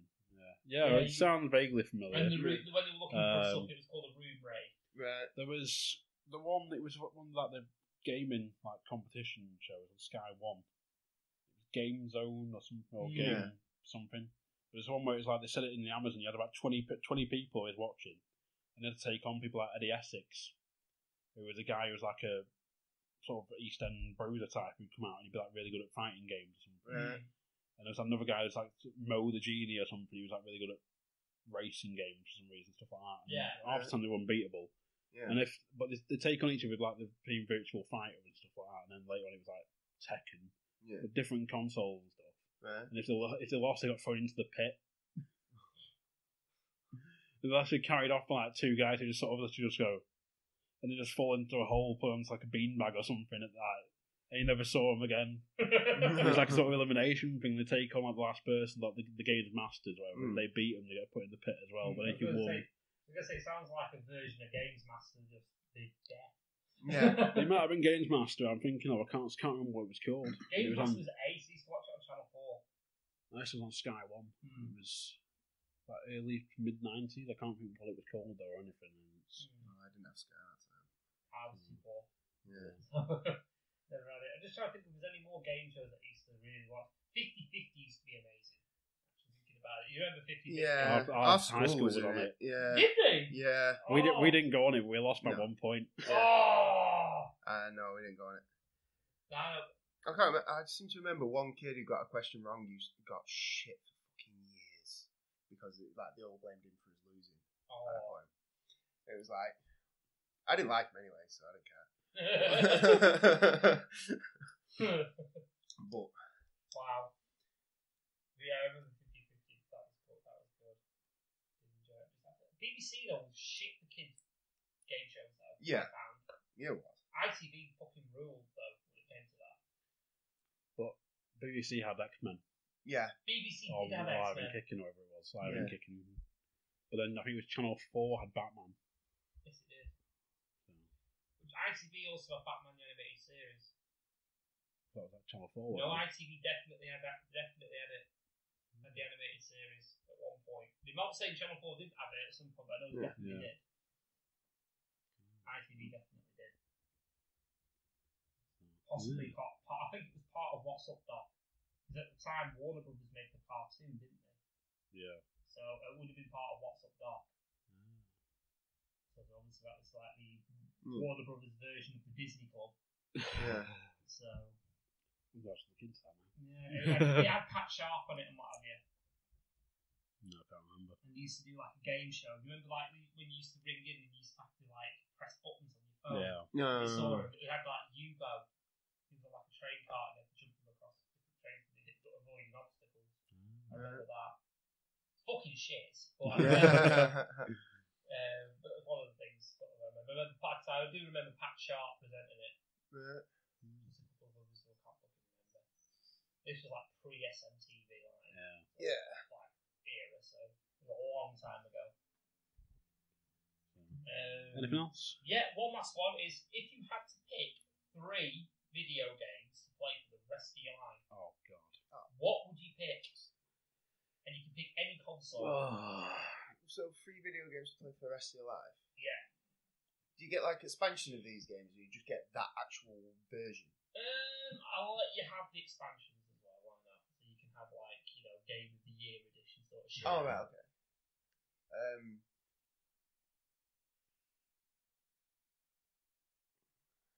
Bunkell almost had one. Oh no, I've got one. I've got.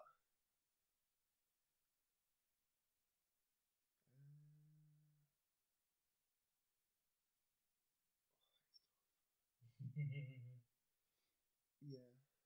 I can get 2. I've got 2.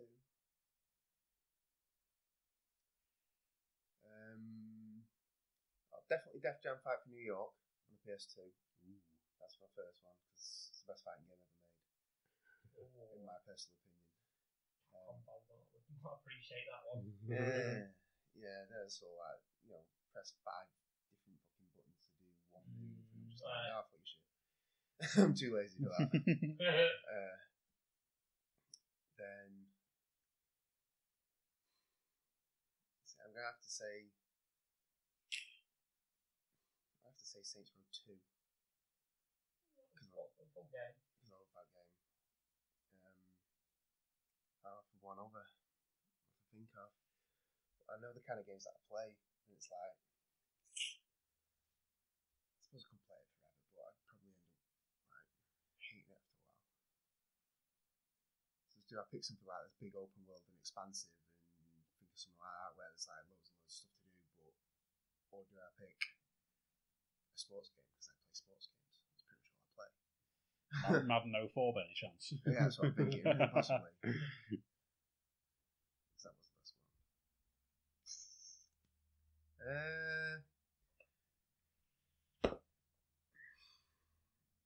I'll pick something like.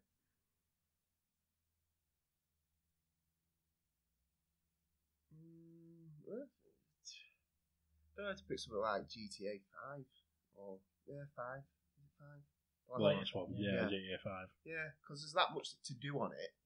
It's almost like you'll never do everything. You'll never, never exhaust it. Yeah, so it's like, because you're going to play it for the rest of your life, you need it not to have like a short shelf life. The issue with the other 2 games that I picked is there is an end. So you've got to pick something that doesn't have an end to it, and that would be why I picked that. It almost doesn't have an end. That's fair. I know I'll get stick for the Def Jam. That's your preference at the end of the day. Yeah. If that's what you enjoy. I mean, I've got one in my brain that I'm going to get fucking loads of stick for. Yeah. But I'll wait to see what Coxy says. Right. Well, it's one of them I thought because I had to go for a bit of variety at least. And so I'd probably go with. I'd have to go with a wrestling game at some point. So I'd have to go with like the latest one. Yeah. 2K17. Yeah. Because it's got like Nakamura on it and that. Yeah, fair enough. I'll go with Mario Kart on N64. The simple reason the game someone came up with on Facebook, where there's like 4 of you playing, but you each have a beer. Yeah. But you have the option of starting a race and you can't drink, or you can. But to drink, you have to pull over, come to a complete stop, and then you can drink. Right. So it's do you drink, chug as much beer as you can, or do you try and get as far ahead as you can? Yeah. Yeah. It's really good strategy when you think about it. Yeah. It's like, I don't know what, if I were doing that, I think I'd chug all my beer first. See, I think I'd go first. See, this is the motor racing expand that's coming out because when you think about it, if you got to start and then you got to pull over for your drink, so you got to take your time speeding up.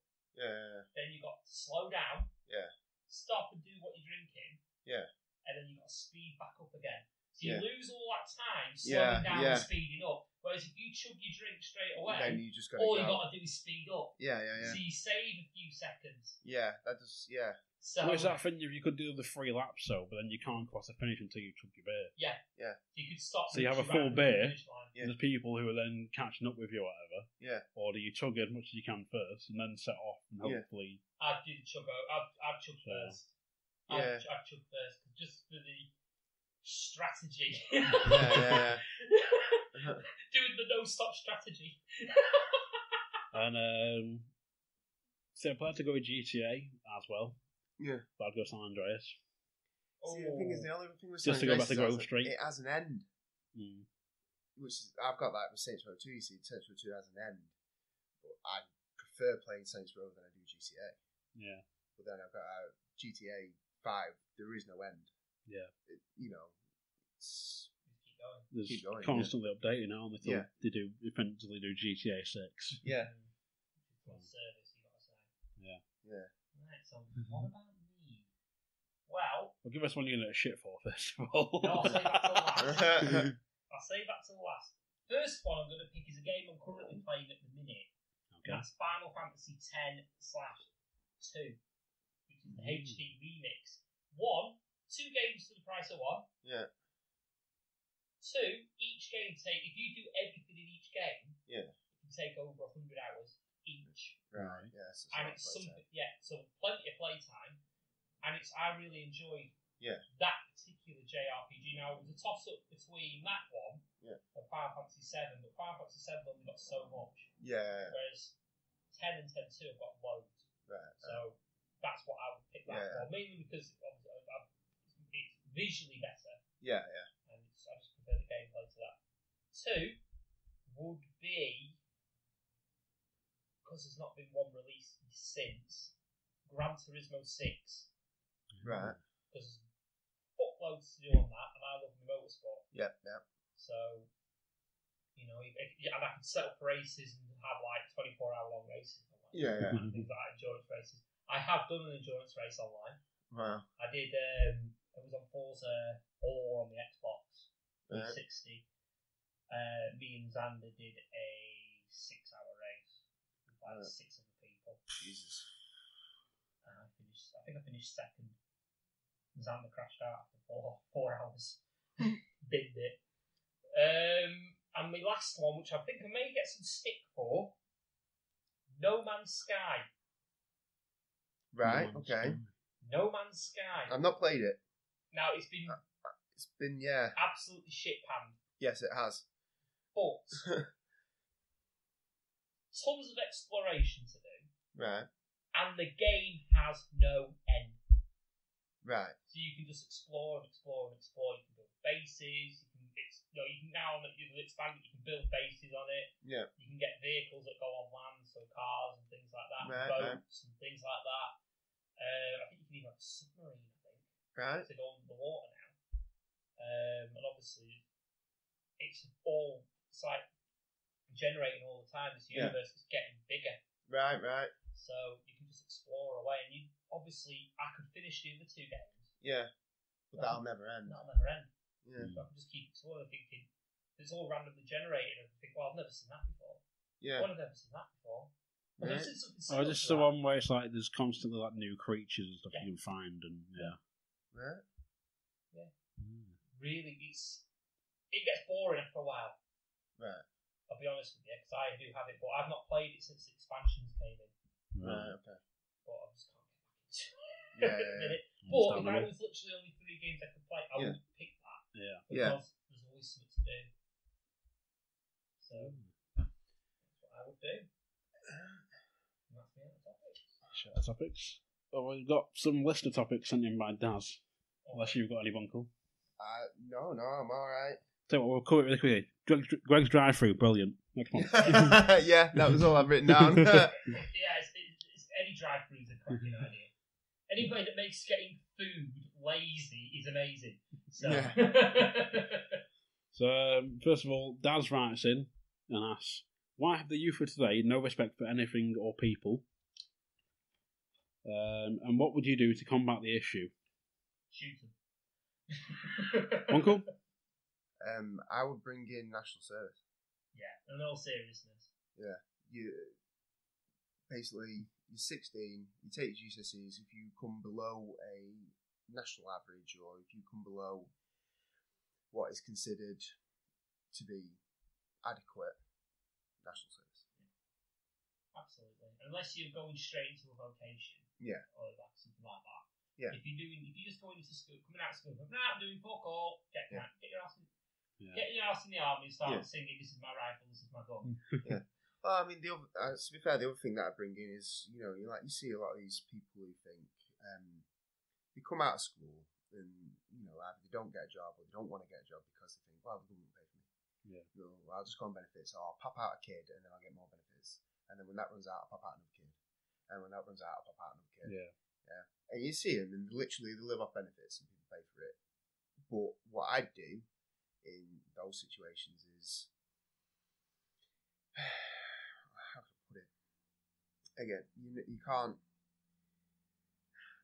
say that right. You have to go directly into national service, if you like, say if you have a kid or whatever. But it's like I'd almost say you can only claim these benefits for as long as you've paid into.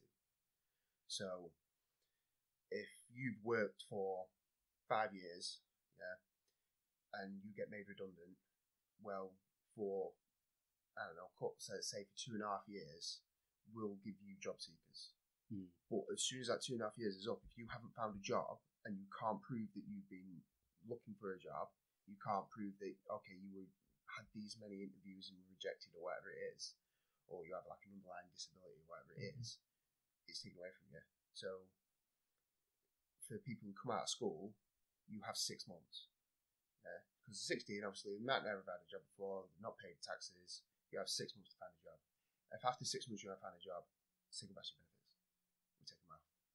Yeah, I think that's fair. It forces people to go out and get a job, and plus it stops people coming in from overseas and then just sitting and claiming our benefits. You see it all the time.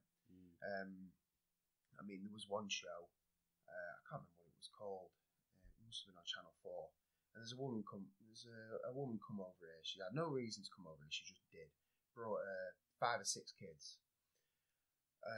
I'm not working. I'm claiming benefits for all my kids. Husband's not working, doesn't have time to work. I need to claim benefits for all my kids. Right, okay. So government gives her money. Put her in some housing, the only housing they could find, stuck her in it. Said, oh, we found this house for you. It's got enough room for all your kids, council house. Not living there.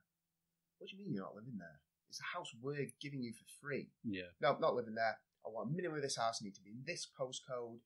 So now she's got like a £300,000 house that we're paying for. Yeah, I can't afford a £300,000 house. I can't get a mortgage that's that size. Yet she isn't from this country. None of the kids are born in this country. But I'm paying for her to live there, and I'm paying for her to survive. Why? Why the fuck should I pay for somebody else's £300,000 house when I can't get one myself?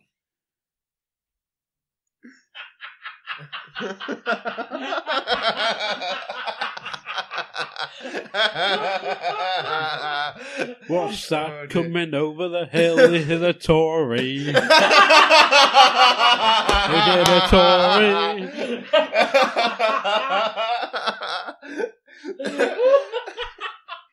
Oh dear me. I'd say just nuke him. Nuke him. Why not? That was almost as good as the little guy that pops out in Mortal Kombat going, So I think he was just saving you from your rant there. Yeah. Moving swiftly on. Why is Dad asked, why is Cleveland so great? It's not shit. It is shit. It's pointless. It's one road and a B&M bargains. Yeah. It's exactly where it is. That road is exactly where the border between Blackpool and Fleetwood should be. Yeah. Cleveland doesn't need to exist. It shouldn't exist. Main reason being, we want to do Paul fucking Raynard. Yeah, exactly. Yeah, Cleveland's shit. We've got 4 more questions, which we'll run through really quick, so now you two have to get off and need to wrap up and stuff. No worries. They asked, zombie, vampire, Terminator, which would be the worst apocalyptic future? Terminator. Yeah. Terminators continue to evolve as well. So it's like, oh look, you don't stop, you don't need breaths, you just keep going. You've defeated this Terminator. Now there's a Terminator that can fucking melt and mold into anything you want. Now there's a new Terminator that kills the old Terminator. It's like, seriously, we are fucked. So, how you can't combat that. That's, no. Yeah. Well, I was sort of thinking about it as like, well, zombies defeatable, vampires, it's essentially 30 days a night. Yeah. That sort of strategy. Just you're not in Alaska, so there's no 2 weeks of darkness or whatever like they have. And Terminators, we'll be buggered. Yeah. Basically. Unless we live near a fucking like steel works or whatever. Yeah. If you don't live near a steel mill, you're fucked. Dazan asks, if you could be someone from X-Men, who would it be? What would you use the power for? Not a fucking clue. I don't watch X-Men. If it could be anybody from the X-Men, I would be... Oh shit, do I get... If I'm Professor Xavier, do I just get his power, or do I have to sit in the wheelchair as well? What's a serious question? Can I have his power, but do I have to be disabled? Well, he's not disabled because of his power, he's disabled because he gets shot in the spine. So do I get his power, or not? Well, he has his power before we get... Yeah, so do I get his power but I can still walk? Yeah, his powers are unrelated to his injury, aren't they? So. Right, yeah, then I'll be Professor Xavier. Because I can read everybody's mind. And depending upon how you look into it, freeze time. You can't really freeze time, but you can stop everybody in the room from doing whatever they're doing because you can control their minds. And I'd do that. So like, I wonder if you have any good ideas. Read your mind. Well, I'm stealing that. Let's see what she thinks of me. Yeah. Well, exactly. You can do whatever you want, can't you? Yeah, fair point. Yeah. I want Just get in her mind. Well, you don't even have to do that. You can literally change her mind. Hey, baby, what's in Xavier penis? Well, no, you can literally just change her mind. You can control her mind, do whatever you want, and then just so carry on. Bunkell would enslave humanity, essentially. Yeah. Enslave humanity and have rampant sex with whoever he wants. My wife's not going to listen to this. I bet she does. Hi, Katie. Hey, James, do you want to put that podcast on that you've been on? No. But I still have a listening party. Your mum will be there, your sister, your kids. So your kid knows what you sound like. No. Your dad will just be like, well done, son.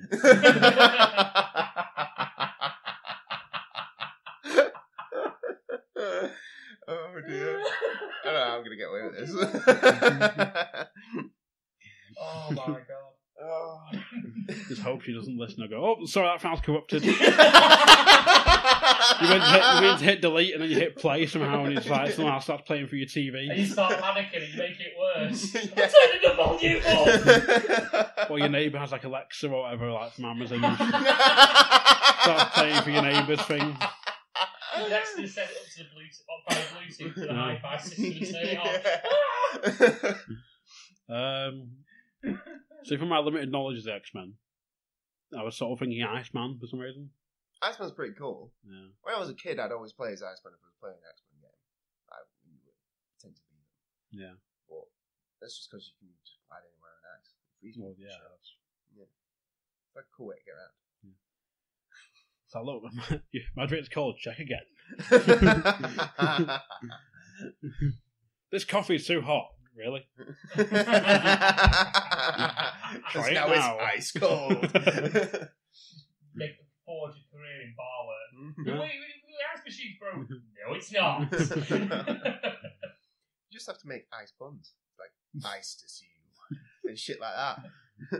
Yeah, everyone gets sick of it, like when The Simpsons get famous. It's like, I'm sick of those people. Just someone getting angry, you just go, chill out. Yeah. Netflix and chill.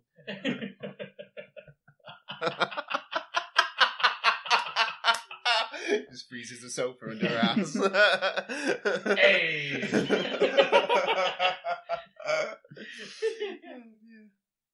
It writes itself.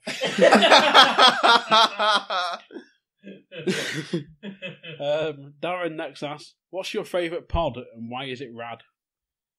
Because I'm on it. Well, like I said, considering he said these people is like his new pod that he found and said it's awesome. Yeah. Because I went to appear on it. My favourite pod is Lost Art. because I'm on it. Yeah. And I created it. Yeah, my favourite podcast of Lost Art Wrestling because I'm on it. And you could have Lost Art Wrestling. Yeah, I know. Yeah. And he's also on Lost Art Podcasting. Yeah, now I'm on this too. Wow, studio applause. Yeah. But if I had to choose a podcast that I didn't create, well, that wasn't on, and that was we're not on, it would have to be probably Wrestling Soup. I had a feeling you would say Wrestling Soup. Yeah. I love if it's one I'm not on, probably tell them Steve Dave. If it's one I'm not on, it's the Rad podcast because I'm not on it.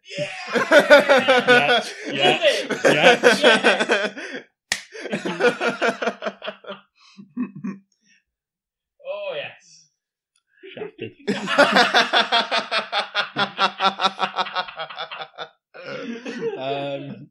And then last question. He said this in specifically for you. I don't know why. He's weird like that. Said so for Paul. What's your favourite sandwich filling and why is it cheese? Well, he doesn't like cheese. Exactly. Well, it's Daz been Daz. Can I retort the question? Go on then. Yeah. What's his favourite body part that he looks like? What body part does he think he looks like, and why is it a cunt?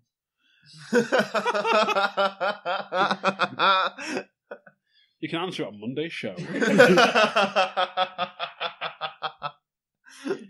So, yeah, I believe we've come to the end.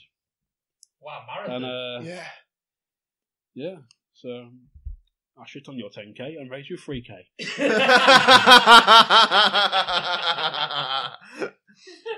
Santa Dash everywhere. So anything you want to add, either of you? That Santa Dash sounds like a festive wank.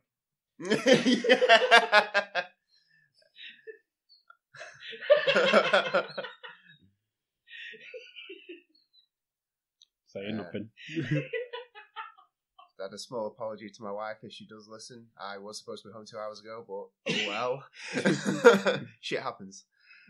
It's fine, she likes me. And I've now officially missed back time, so what?